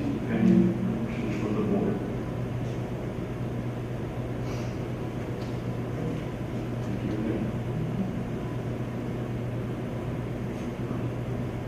All right, now we've arrived at the superintendent's report. So today we have a number of items, but I'll turn it over to you. Thank you, Mr. President. I'd like to start with a couple thanks. Number one, thanks for allowing time this evening to recognize all of the retirees. I do think that is a very valuable experience to recognize them and allow the loved ones to come and celebrate this momentous occasion. Last week was also Staff Appreciation Week in this district. As some of you know, we don't just focus on the teachers, we bring in all of the staff. So teaching assistants, facility staff, food service, so we recognize the whole group within that 1 weekend. A big thanks to the PTA for all of their efforts in making sure that no one goes home hungry on those days. It's definitely appreciated by all staff. A couple of you mentioned the strategic plan meeting we had last week, so I won't go any further into that, but thank you for mentioning that. And thanks to the board for taking a risk in having a special meeting to allow all of the board members who were available to attend. I don't think that was anticipated when we thought about this months ago, but it was, I think, an overall easy process to make a special meeting so that as many board members as were available to participate could. So thank you for doing that. And thanks to our tech staff for making that available as well to record and live stream for those who wanted to remotely. Next, our PTA Scholarship Breakfast. I don't know if anybody mentioned that one as we went around the table. It is one of my favorite events where we are recognizing graduating seniors who experience time in District 25. And this year, the PTA Council recognize 12 former District 25 students who are currently graduating with a $1,500 gift to use towards those college expenses and books. And they also had an opportunity to invite a District 25 teacher that had a lasting memory. And it's like the Academy Awards if you're a teacher related to that event. So that was another great experience we had recently. Not only recognizing former students, but it's inspiring to see all that they are about to experience once they graduate in their college endeavors. Multicultural celebrations, we've had a number of those. Allison, on behalf of the PTA update, shared a number of those. Adam and his department, AG, do a lot of time recording in order to highlight a lot of those events. So I've asked them to prepare 2 of the quick updates so that we can see here tonight for those who may not have seen them on social media. And I also asked them to include a video from the PTA Scholarship Breakfast. We have 2 amazing, dedicated former parents that continue to lead it, and I think they are on their way out. So I don't know if they're queued up to play. I'm just looking for head nods. What do you want first? You pick. I think all 3. I just intro all of them, so you can pick in any order. They do have sound to them. I'm Ann Williams. I'm Donna Ethel. We are PTA co-chairs for the District 25 Scholarship Committee. We are. We're also parents of children who have gone through District 25. We honored 12 students, exceptional students, who applied for our scholarships, and their families, teachers, honored teachers, and their special guests made it today to hear how proud we are and how proud their families are of them. These are former District 25 students who, to be eligible for this award, had to be part of District 25 for at least 3 years of their school career. The message was, try the sound play, Mystery at Shady Acres. While I have never been very outgoing or an experienced actor, I was always a fan of Disney Channel soap operas. So I assumed that play piqued my interest. After a smart role in that production, the kindness and support that I received from Ms. Lang was some of the most incredible guidance I've ever had. She helped me get comfortable being uncomfortable, learn how to persevere through difficult situations, while being okay with being wild, artistic choices that I'm raised outside. It's a feel-good event. It is so, it makes your day better, and I have seen the same teachers come back to be honored over and over again. And most of them will usually talk to us before or after, letting us know that this is their favorite day of the year. And it really is. It's just a happy day. It is. It's such an honor to be able to award these kids with something they've worked so hard to achieve. And it's a bigger honor to hear them speak about how proud they are of the teachers that got them there and the parents and the family members that got them there as well. Thank you for supporting your PTA.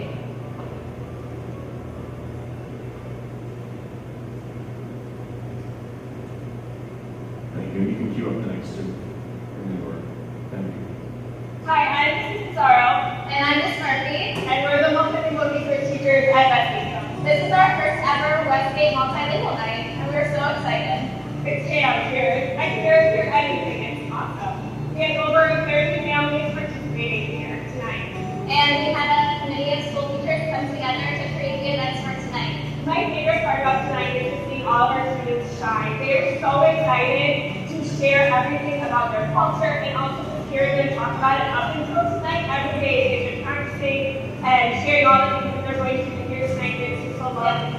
My favorite thing has been getting also to see our students shine and their families. Them coming through the doors was amazing. They have been able to bounce around and learn about other cultures as well as sharing their own, and eating all the delicious food has been amazing. All the families coming together is awesome for our community. So we actually have a Team ML t-shirt for the district that we often purchase ourselves every year. And this is it for this year. It says we all smile in the same language. And we open that up to our staff, so a bunch of our teachers on the team also order them so that we can be matching and represent and everyone and show that we're all excited that we are all from different cultures.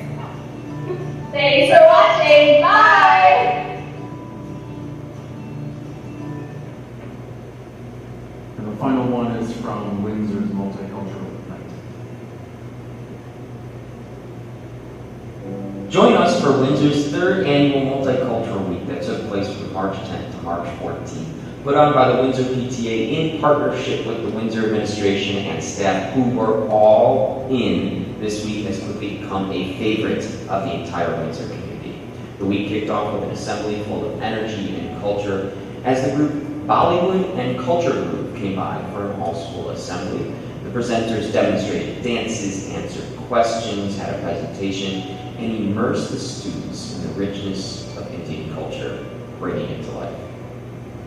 The week culminated on Thursday evening with the humongous Windsor's World celebration. Families and staff gathered to honor and acknowledge the many different family cultures and traditions represented at Windsor School, showing off their culture's way of life with displays of art, music, customs, traditions, board games, sports, rituals, holidays, religion, clothing, dress, language, dance, and of course, food.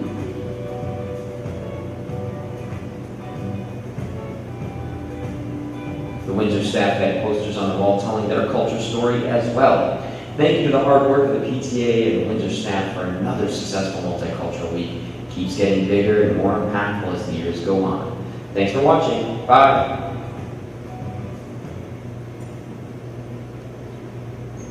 Thank you very much. Again, I just want to make sure some of you who may not frequent social media of the great work that obviously our tech staff are doing, but just the great work that we are capturing that is taking place at the school building. So thanks to all of those. I don't know if you caught that. That was Westgate's first multicultural night. And you could see the excitement and the two ML teachers that are at Westgate. So thank you for giving me the time to show those. I'm going to move next to item B, the Freedom of Information Act. We had 4 requests that were all responded to according to the appropriate timelines. And then moving on to letter C, the NSSEO draft resolution. As was alluded to from Liz, there is a resolution that all of the 8 member school districts are proposing to their boards. And the ultimate goal of the resolution is to ensure that our district member that represents us at the NSSEO board speaks on behalf of the board and not themselves as an individual. So the resolution lays out the importance and significance of representing the District 25 member district when they're at that seat. And Liz has been gracious enough to serve in that capacity. We're thrilled with the work you are doing. We want you to continue in that. So this is no reflection of any board decisions. It's just a matter of the 8 member districts ensuring that those members are representing another school district while they serve on the NSSEO board. Are there any questions about the content of the resolution? All right. Thank you. So Dr. Goodman to come back. The expectation would be in June that we bring it back for. Obviously, we can still continue to ask questions at that time too, but next would be bring it back for action. Thank you. Next, letter D, the professional learning presentation questions. I think some of you may remember in the last board meeting, we were running rather late in the evening. So the suggestion was, can we table any questions until this board meeting where it's not as late as it was last time. So Becky and Andrea were the ones who delivered the presentation. Thank you for coming back this evening. The board had submitted some questions in advance. You should see those in hard copy at your seat. And they're also uploaded to board docs if you have an interest in looking at them electronically. So I just wanted to dedicate some time this evening. If you had any questions from the presentation that was given in the last board meeting, I did also upload the presentation if you wanted to reference it or take a look at it. But this is the purpose of this time, is to see if there are any questions or from the board. Questions? Mr. President, Dr. Kay. So my question is in reference to, if anyone's referring to the presentation, it's on slide 9, and it's about instructional coaching as job embedded professional development in District 25.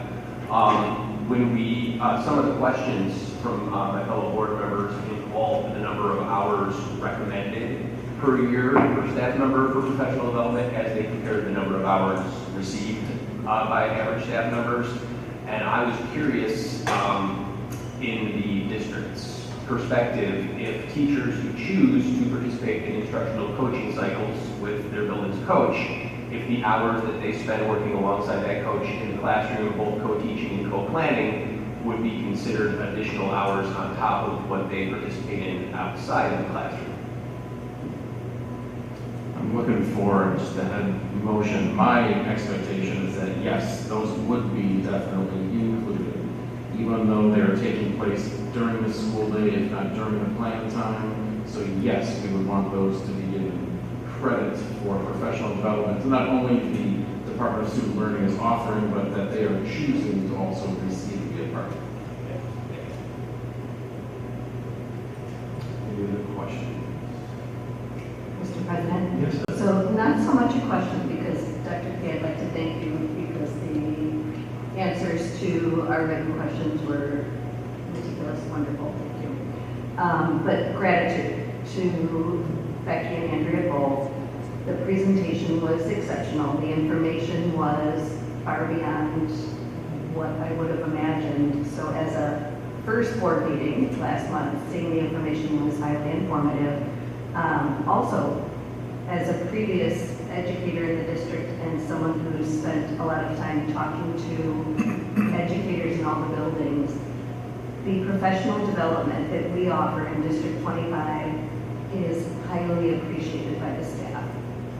And when asked for their feedback as far as if it's felt to be purposeful and well-developed and a good use of time, 100% of the individuals I've spoken to just completely agree that it is time well spent and education that can be carried over to the classroom. So thank you for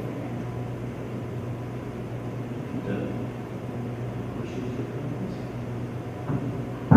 I'm interested in the idea of micro-credentials, and I see that it's new to District 25. Would you mind just kind of telling us what that looks like, logistically, how that rolls out? That far in the room. Becky and Andrew are going to love that. I'm going to summon them up to the table. We do have a live mic next to Lana, if you're interested in sitting there. Lana loves the company. Now, Andrew, if there's another, there's another. Yeah, you're correct that this is a new professional learning opportunity for our staff this year. Over the last few years, we look for different ways to creatively not only provide additional professional learning, but differentiate professional learning for our staff. So new this year, it'll be micro-credential offered in the area of literacy, elementary literacy, foundations of literacy instruction. It really comes out of our most recent program review of our elementary literacy curriculum. It's also based on information from the Illinois State Literacy Plan, which is closely aligned to the science that we need. So for the community on the board who have ever taught a student to read, you know it's a pretty complex process. So the real focus is on kind of the why behind how students read and a variety of different ways in which they do read. So we really feel like offering staff some real foundational information in anticipation of implementing our new curriculum this fall is really going to be a benefit to them. It's a pretty extensive professional learning opportunity. It amounts to 90 professional development hours. We'll have 2 in-person sessions over the summer. They'll have 4 online synchronous sessions throughout the school year. And I think one of the most exciting pieces about it, and very much aligns with how we provide building in time for application. So it's one thing to share information, it's a whole other thing to provide time for teachers to apply it. After these sessions, teachers will identify students in their class, they'll utilize their new learnings, they'll track the progress of those students, they'll come back, set up a professional learning community of the teachers that will participate. So hopefully we're developing kind of this groundswell of individuals that will be able to better support reading in our district. So it's an exciting opportunity. This is the first of what we hope is more to come. So we're excited about it. Thanks for asking. Thank you, Liz. Can I just add on to what Becky had shared? So we are also excited about the opportunity to provide North Carroll credentials, and what I would expect to be doing is providing some information at the next board meeting where you will continue to build upon what Becky just shared, but also some language we'd like to get memorialized in a memo of understanding between the board and the ATA, since some of this work is outside of not only the school day, but outside of the school year. So we wanted to make sure that both the teachers union and the board were aware of any type of agreements. So we expect at the next meeting we will have a memorandum of understanding for you to review not only beforehand but at the next meeting as well. So glad you caught on to that section. Dr. K, I have some questions. As I said, and I'll echo what Deb said, I thought the presentation was fantastic, Dr. Fitzpatrick and Amy. So my questions were around there, and I appreciate the responses. Maybe I'll start by sharing, when this topic came up in front of us, I think the presentation addressed a lot of what I was looking to hear about, learn about. Most topics, I'm coming to this looking to learn more, and you really gave in-depth, complete understanding. So I know some of the answers referred back to a presentation from 2023, and there's a question here, but I promise you. So I think what I would love to hear more, and I want to be careful to not really say how the answer has to come to us or come to me. And maybe my colleagues around the table, they might say, well, we don't need to hear more about that. But like when the question about how it impacts, professional learning impacts our teacher needs, impacts the rest of our staffing. Kids missing instruction because of staff moving from ML to a classroom setting. So like, even though it was touched on in November 23, there might be data behind that. That's what I'm interested in, because data is really where we want to live, and not that we have to quantify everything. There could be qualitative information, and that's fine. But I think a lot of those pieces would help us really get a 360 view of professional development and what it means to the district as an organization. I will be really clear. Professional development is super important. It impacts student learning. So there's no question there. But I think if we're not rigorous and inquisitive and looking at a systemic view of it, then I think we're missing an opportunity.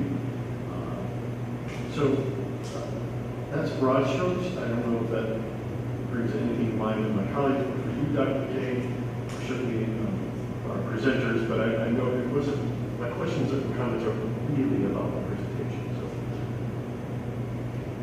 I'm trying to piece together a response, so please say that doesn't address it. You are looking for something that demonstrates the impact on specific things, such as subbing or the guest teachers, and then when we utilize guest teachers, how that might impact than the classroom instruction? Okay. Sure, and I'm not trying to say, because I don't know all the things to ask. Sure. Right. But that would be a great example. Another one is, again, a teacher intervention specialist moving from their traditional role and into a subbing role. Is there misinstruction from their traditional role because they have a sub? Again, a shift is another example. It could be feedback. Could be feedback on, I think we've seen this before, but feedback not only from teachers in the professional development and what they thought of it, but teachers that are not in the professional development and how it impacted their building. Again, suggestions, not prescriptions. So you referenced, and we also put it in the responses, the presentation from November of 2023. And slide 11 is one I often reference in the responses as well. So that talks about the impacts of the current model, which I do think addresses some of your questions. We categorize them into 3 big categories: minimal opportunities for PD, guest teacher hurdles, and other impacts. So within the guest teacher hurdles, staff can only participate in professional learning that's happening when there is a guest teacher in order to release them from their classroom. So there are times when we've had to call a teacher back because we don't have a guest teacher available to cover a kindergarten class. So the kindergarten teacher was maybe at district office, ready for the professional learning, maybe even already started. And then because we couldn't find a guest teacher, we need to call them back. So yeah, there's negative impacts on the teacher misses the professional development. There's culture frustration. They started it, they need to be called back. They broke lesson plans, and now they're ready to teach because they broke their own lesson plans. But obviously, there's some challenges to that. And now we got to play catch up on that professional learning for that teacher and those who aren't able to be there. And to your point, sometimes we don't want to get to that level where we send a teacher back from professional learning. That's happening in our district. So we will then reassign other staff. So if I think I'm getting to what you're asking, is there data to support the overall impact, the quantity, and the story behind it? So qualitative and quantitative is what you're looking for. Yeah, I think that captures it, absolutely. And I also want to be clear that for me personally, I'm not trying to, how should I say this? Just like this, it's an opportunity for the board to learn about what is happening in our district. I'm not approaching this in a evaluative function, right? So,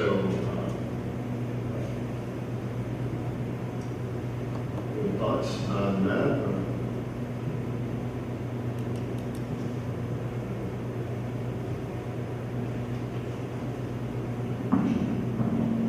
Go ahead. Is it related to that, or is it a new topic? Okay, this is, I guess, a clarifying question. Would an example of said data, might it include something like the number of hours during a given school year that teachers are out of the classroom for professional development purposes?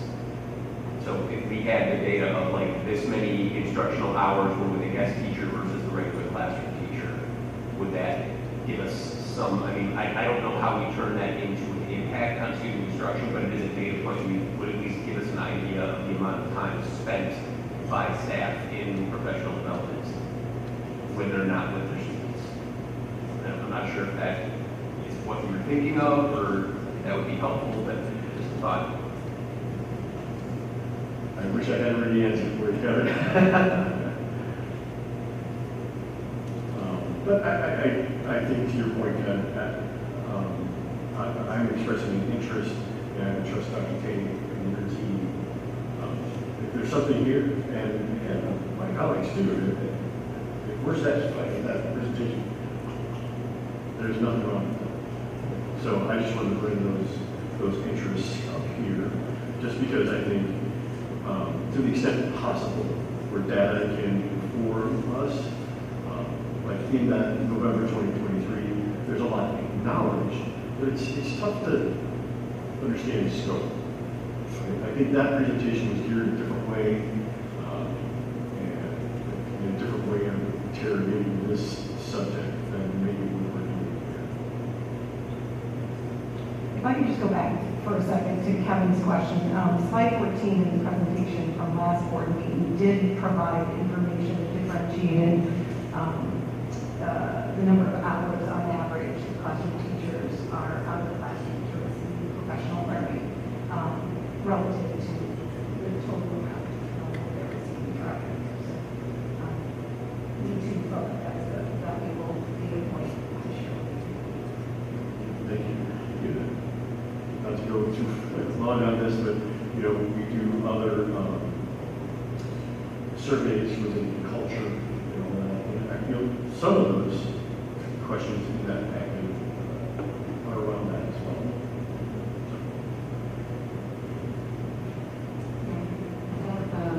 Referring to like the next survey? Yeah. That would be an example. Maybe good to capture that But data. something like that, right? Directly to the survey could be an opportunity. And just addressing what you're stating, I believe, Mr. President. I know as a board, we agree that professional development, professional learning is extremely important. It's important to the growth of their teachers, it's important to the growth of the students, to introduce a new curriculum. But it's been brought up repeatedly. Yes, it's an issue if teachers are away from their students.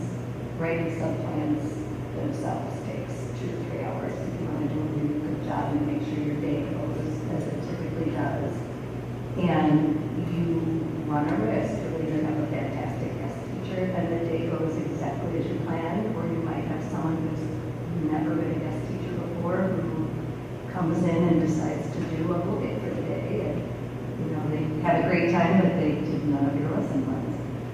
So it makes me question what many teachers have asked. Do we entertain the idea in the future of modifying schedules so that teachers don't miss further school days, so that students don't miss their teachers?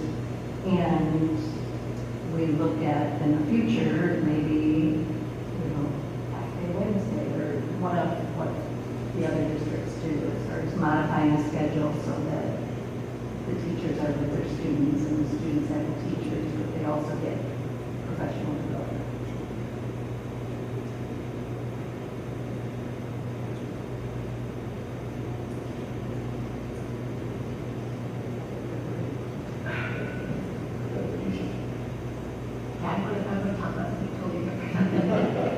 No, I hear what my colleagues are saying, and they're very important and difficult questions that we've been grappling with.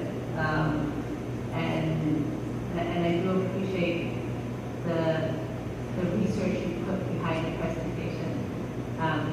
My favorite one was Science 16. I really appreciate the importance about collective teacher advocacy that you put in, and that the collaboration, the working collaboratively, and how important that is as far as professional development. And we know that that's important. So I do appreciate you bringing in the research to help us understand the impact of effective professional development. So thank you for your presentation, and we'll continue as a board grappling with these questions. And I do hear the different aspects that my board colleagues are bringing up.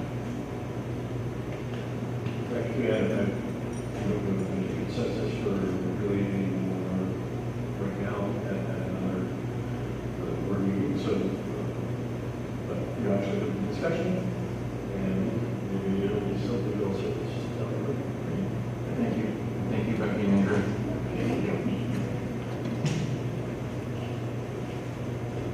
All right. Next. Sorry.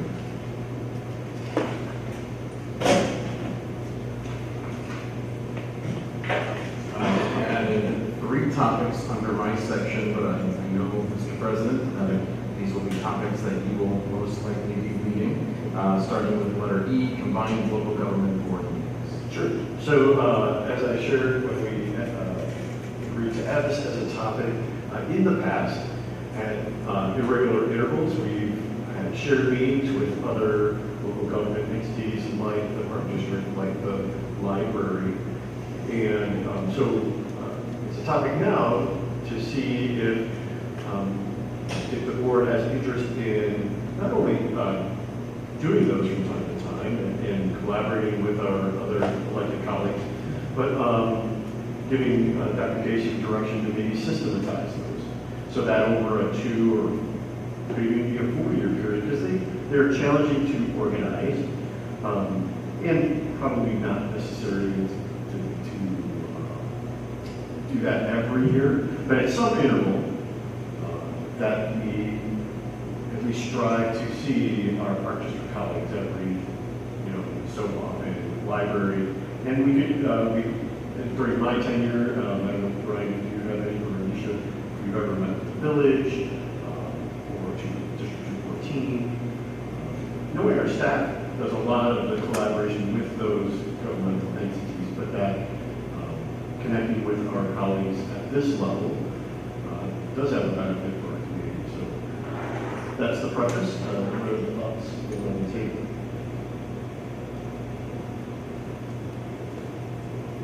I totally agree, and it is hard to schedule, right? In the past years, I know Brian worked with, right? We started to do this, and for instance, like even with the village board, we're trying to get these dates, but it just wasn't gelling. So I really like the idea of the structured system, alternate years, but having this touch base, and definitely with District 214, since it's a feeder district, so officially, I know individually we, build those relationships, and it's really important, but I think it'd be great to officially do it, so we're kind of as a board connecting, hearing what they're saying, and for them to hear what we're saying as well. So really important. As we live in this community, we know it takes a village to raise our students, and they participate in all these different programs. And our students are at the park district pretty much like every day. So, and we're at the park district, so we're not playing pickleball with them. So yeah, it's very important. So I 100% agree, and thank you, Dr. K. Help us figure out how to make this happen, because it has been a challenge. Because not only our schedules, and we're pretty amenable, but they're also very busy. So to somehow make it happen, that would be a great challenge. Mr. President? Yes, I would just like to echo everything that you just said. I think it would be a great idea, and if there's a way we can make it happen, I'm fully in favor of it. Other thoughts? This is a lot of minutes. Mr. President, something I just called my predecessor, Brian, obviously, I don't think any of us is looking to schedule a meeting for the sake of meeting, right? State the obvious. But just kind of calling back to one where it just kind of, worked out, was the one we had with the library board. We had a discussion item, but rather than having a separate meeting or dialogue, or that might look like relative to some property, we can coexist and go all right next to the parks, and our schools overlap. We want to incorporate that as an agenda item to do a combined meeting was just for us, right? But yet we had an agenda item, so that was, kind of a good way to bring that to fruition, right? Our objective was not like, well, we really need to library board, or in this case, the park district board. So that kind of stuff. Just to spark some thought, I don't know how that would materialize when there is, that's a good example of one where we did have, inviting interest in the topic, we want to be able to leverage that and bring it into it. The other thought I had would be, again, that's great work, but we had how do we calendarize different entities' meetings, or, you mentioned the retirement event for your case. Adding, pointing us to a shared calendar. There's no, we don't ever create a park district calendar, library calendar, village calendar, and so on and so forth. you know, if there's there are calendars that we can join, that might be an opportunity just to have a little bit more awareness of when they're meeting.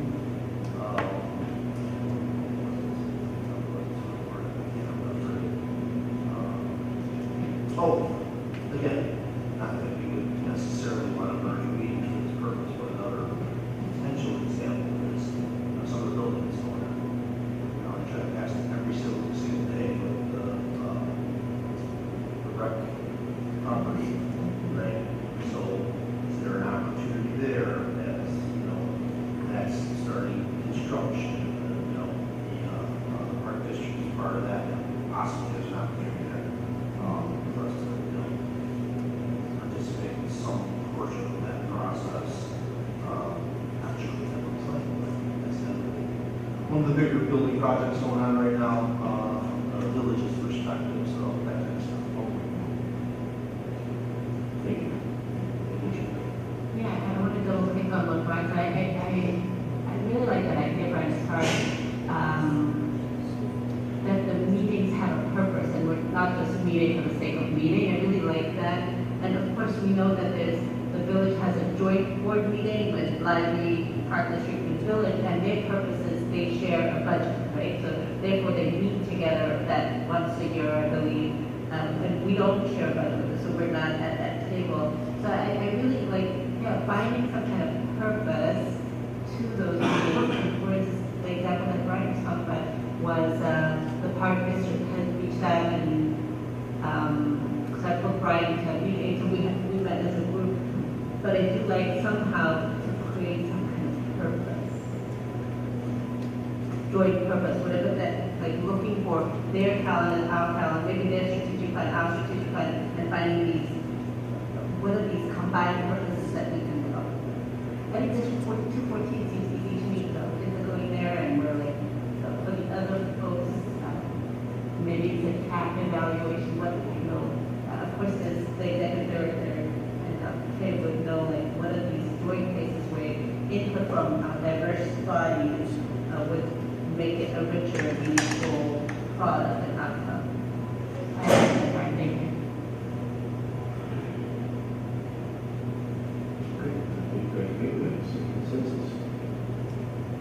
I think we do. I heard a couple entities mentioned, so I feel like those are the ones I would begin exploring. But I am also curious. I don't have an interest in leading people out. So I've heard the Arlington Memorial Library. I've heard the Village. I've heard the Park District, District 214. Was there any major local group that I missed?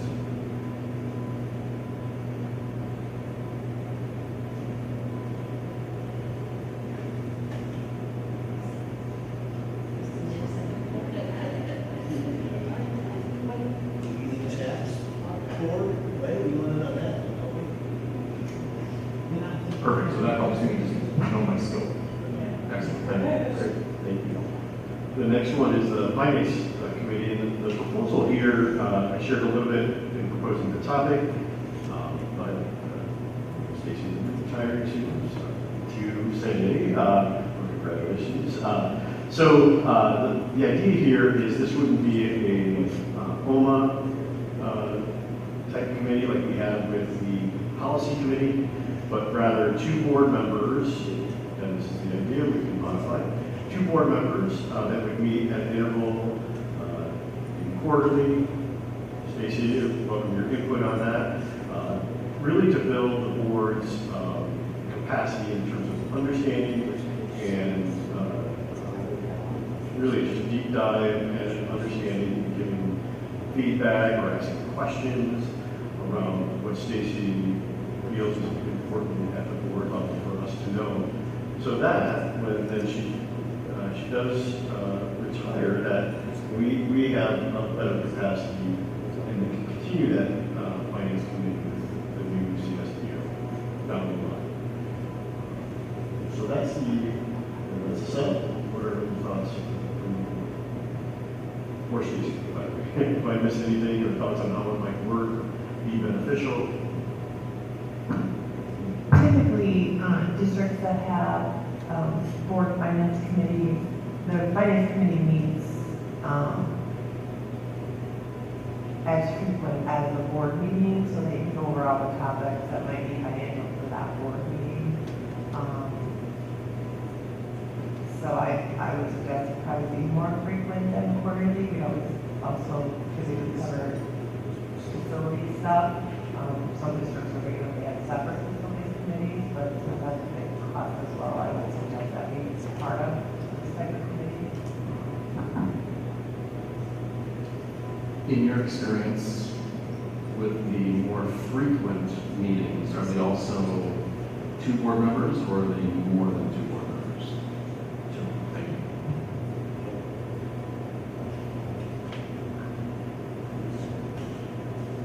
So I just want to make sure you heard Stacy recommending more than quarterly, which I didn't expect, but it makes sense, the frequency of them, but it would still remain a non-eliminated. Correct. I mean, I guess it also depends on the purpose.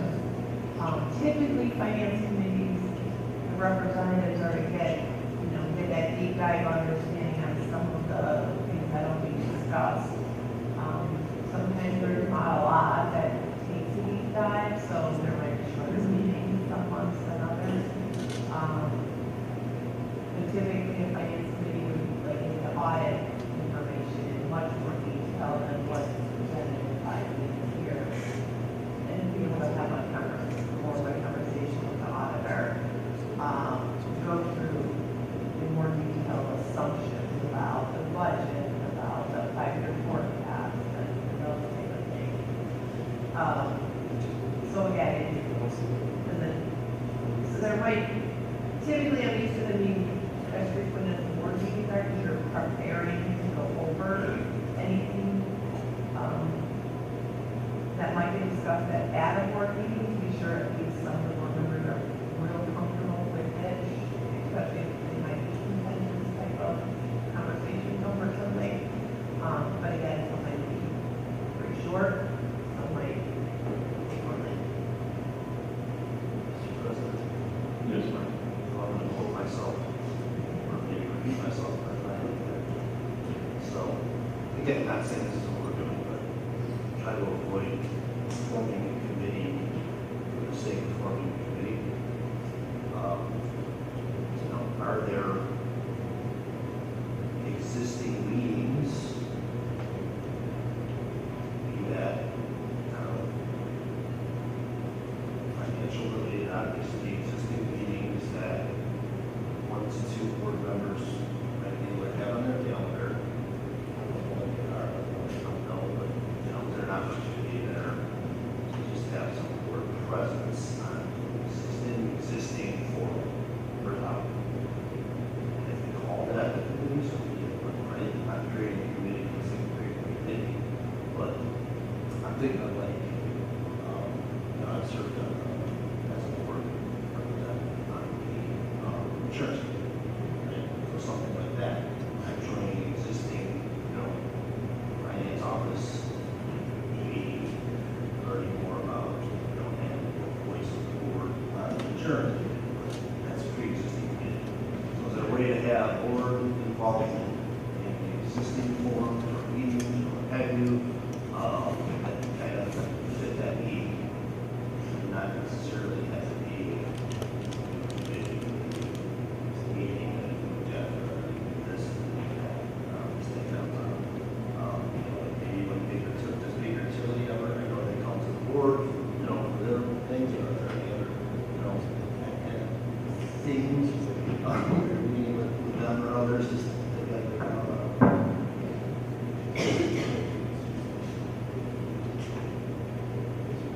So in terms of the auditors, when they're on site, the interim audit, they'll be here for 2 weeks in October, and then the partner shares kind of the results at the end of that 2 weeks.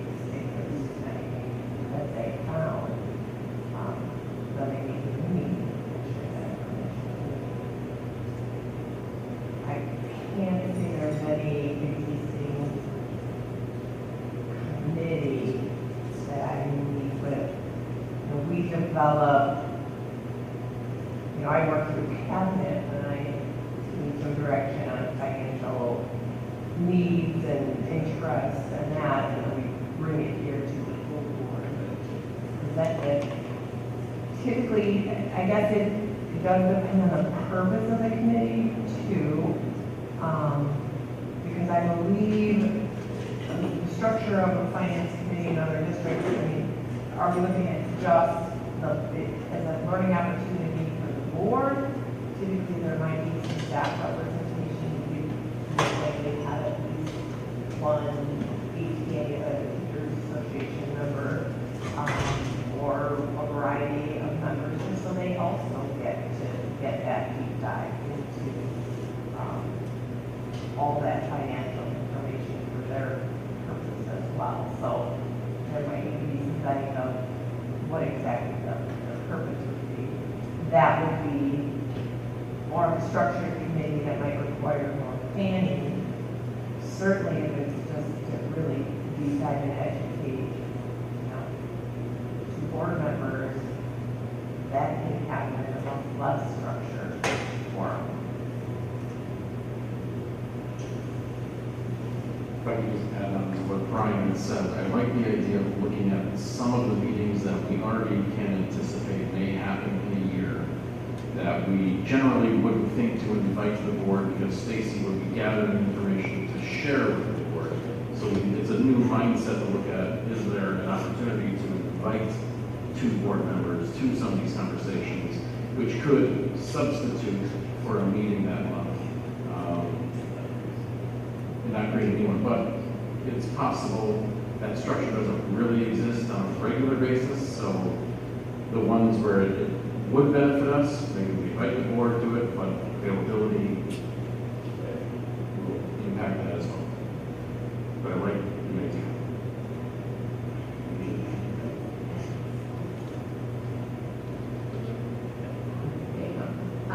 I really appreciate this discussion and just the thought going into it as far as our different perspectives.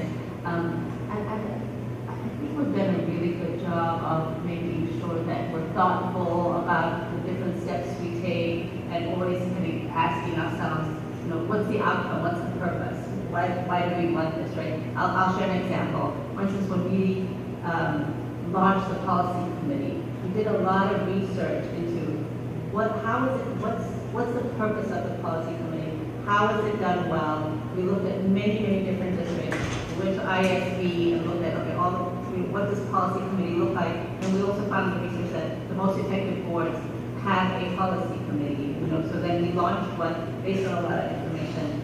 And I like what both Stacey and Brian said as far as the purpose. And of course, as board members, just like your policy making group, will also have fiduciary responsibility to our community, and so that creating that transparency and accountability.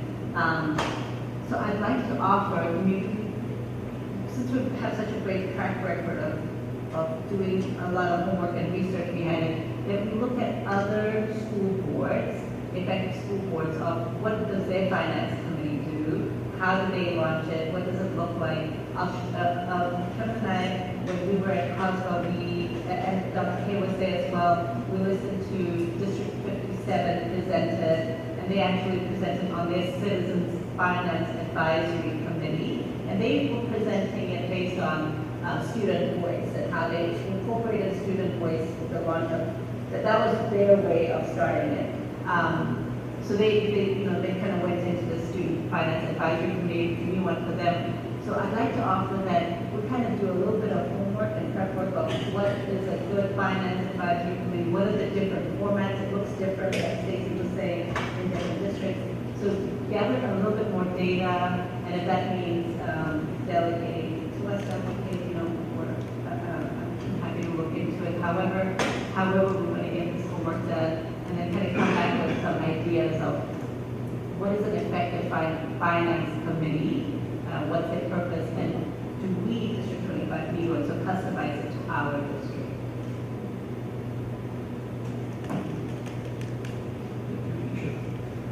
Other thoughts? One, almost brought up before, my applications here. So, last month's meeting, right, we had professional development conversation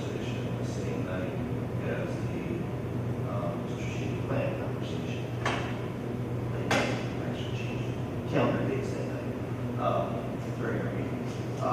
But the thought there of, professional development's one of their primary focuses is showcasing improved student outcomes, right? And then Jerry talked about measurable impact, the existence of a scorecard, externally scorecard, internally dashboards, KPIs. So like there's something there, right? As far as, and this even gets back to Greg's comments earlier about, potential reporting. So again, I don't have the answer, I'm just thinking out loud, but there are some synergies here between having some components of student achievement and return on investment and strategic plan and annual budget. Like, are there pieces of that baked into the internal dashboard that Terry was talking about that kind of feeds all these things, right? I don't know, but that's kind of where my thought was at. Can't go back to the question of you directly tie a student achievement scorecard directly to professional development. Well, maybe not. That's not necessarily the objective. The objective is to make sure that our scorecard and our dashboard has a financial component to it, an ROI component to it, a budget component to it. And then on the student achievement side, the professional development side, make sure our scorecard and our dashboard has that.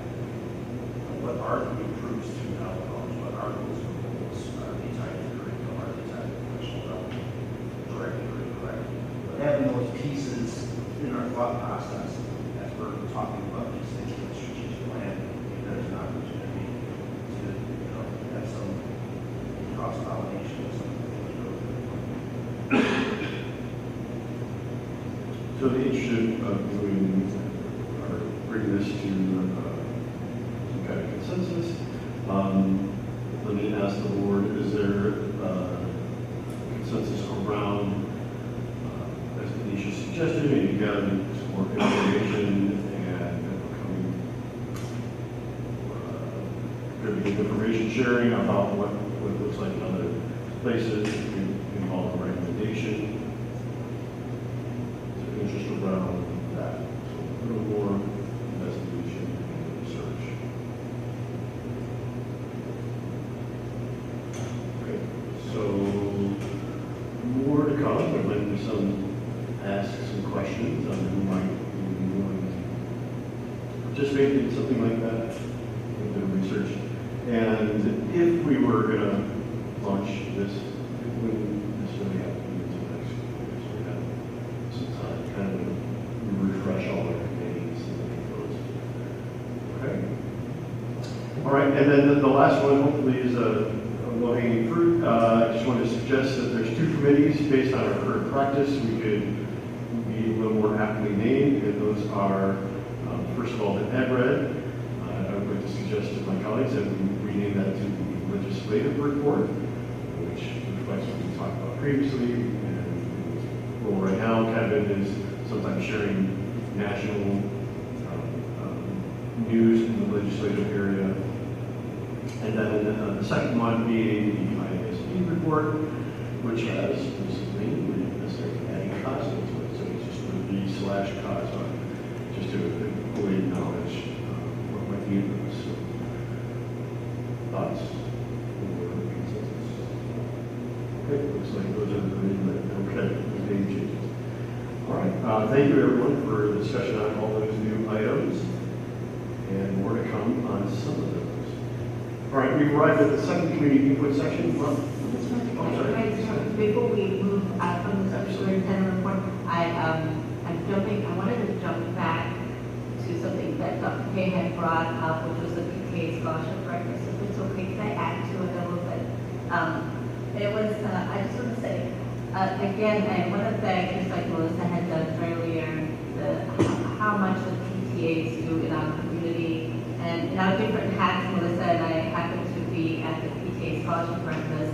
And And from a board perspective, I just want to say, it truly demonstrates that every time sitting at that PTA breakfast, and those of us who had the honor of being there, as a board, it truly demonstrates the importance of our why and our service and students, and to Donna and Hannah, who like dedicated 10 years, I believe. It's a lot of hard work that they put into it, and they do it with a lot of heart. And we're so thankful to them. And Donna always starts by passing out Kleenex boxes at that event, as we know. I always take the Kleenex boxes, as you know, I'm a crier. So the stories of resilience of our students and the stories of just how our students come into our systems, many of them, challenges are part of our lives. At the Young Lives, when they're talking about overcoming adversity to shine in our district, may they be language learners, may they have learning challenges. I thought it's always just a tearjerker, for lack of a better word. And just how the students really call out their teachers and the value of our teachers, every single teacher, how they make such a difference in the students. So even the part of the Wolfpack event and this event, where students are getting up and saying, I'm here, I exist, and and we all have those stories about our own teachers, or how we become things because of our teachers, right? So they stand up and they honor their teachers, and I'm so grateful to share this piece as well, because one of the students was there, honored our very own Deb Tranter that day, was honored by a student for cultivating a sense of belonging for her, because she and her family are new to America, and how Deb really took her, they spent a lot more time acclimating her. So just a great event, and kudos to you, Deb, for all those perspectives that you now bring to the board table. So thank you. Thanks. Just to piggyback off that as well, watching the retirees earlier tonight and thinking about their 30, 40 years of impact on students, how many students they connected with. They were the first student to stand at the scholarship breakfast, brought her kindergarten teacher who has stayed with her for 12 years and inspired her to want to become a teacher. And I just think it's such a great reminder of the huge, huge impact that our staff and our teachers have. So. Could I have one more celebration from that event? It was, I believe, the first of a long-standing legacy. It was the first time that the Mary Beth Anderson Award was given out, and Mary Beth Anderson's son and daughter-in-law and her sister were all present to get to meet the two first honorees. So I was absolutely thrilled to see within 6 months, not only has this scholarship happened, but we got to see the first two recipients. And to Mary Beth's sister, to hear her talk about, if I could get your address, I might even send you goodie boxes at college. Like, it was just phenomenal to see. You can tell they're going to wrap their arms around these two initial award winners, and I anticipate that's going to happen for many, many more to come in the future. So it was great to see something happen so quickly on behalf of somebody so great. And she would have been absolutely honored to see it. Thank you all, and what a great way as we come almost to a close for this meeting. A lot of do we have any slips for the second? We do not. So we'll get to the future agenda items. Any new topics for the board to consider for a future agenda? Seeing none. Let's see. So the board needs to return to closed session to continue working on the same topics announced earlier. The board cannot take any action during closed session, and we will not be taking any action when we return to open session after. Can I have a motion to adjourn and go back to closed session, please? Mr. President? Yes, Kevin? I recommend that the board return to closed session to continue discussion of the aforementioned topics. Thank you, Kevin. And a second. I'll second. Thank you, Alicia. And Lana, please call the roll. Michael? Yes. Hooperger? Yes. Sergio? Yes. Dearman? Yes. Tranter? Yes. Dromey? Yes. Fablelaro? Yes. All right, thank you, everyone. We are adjourned.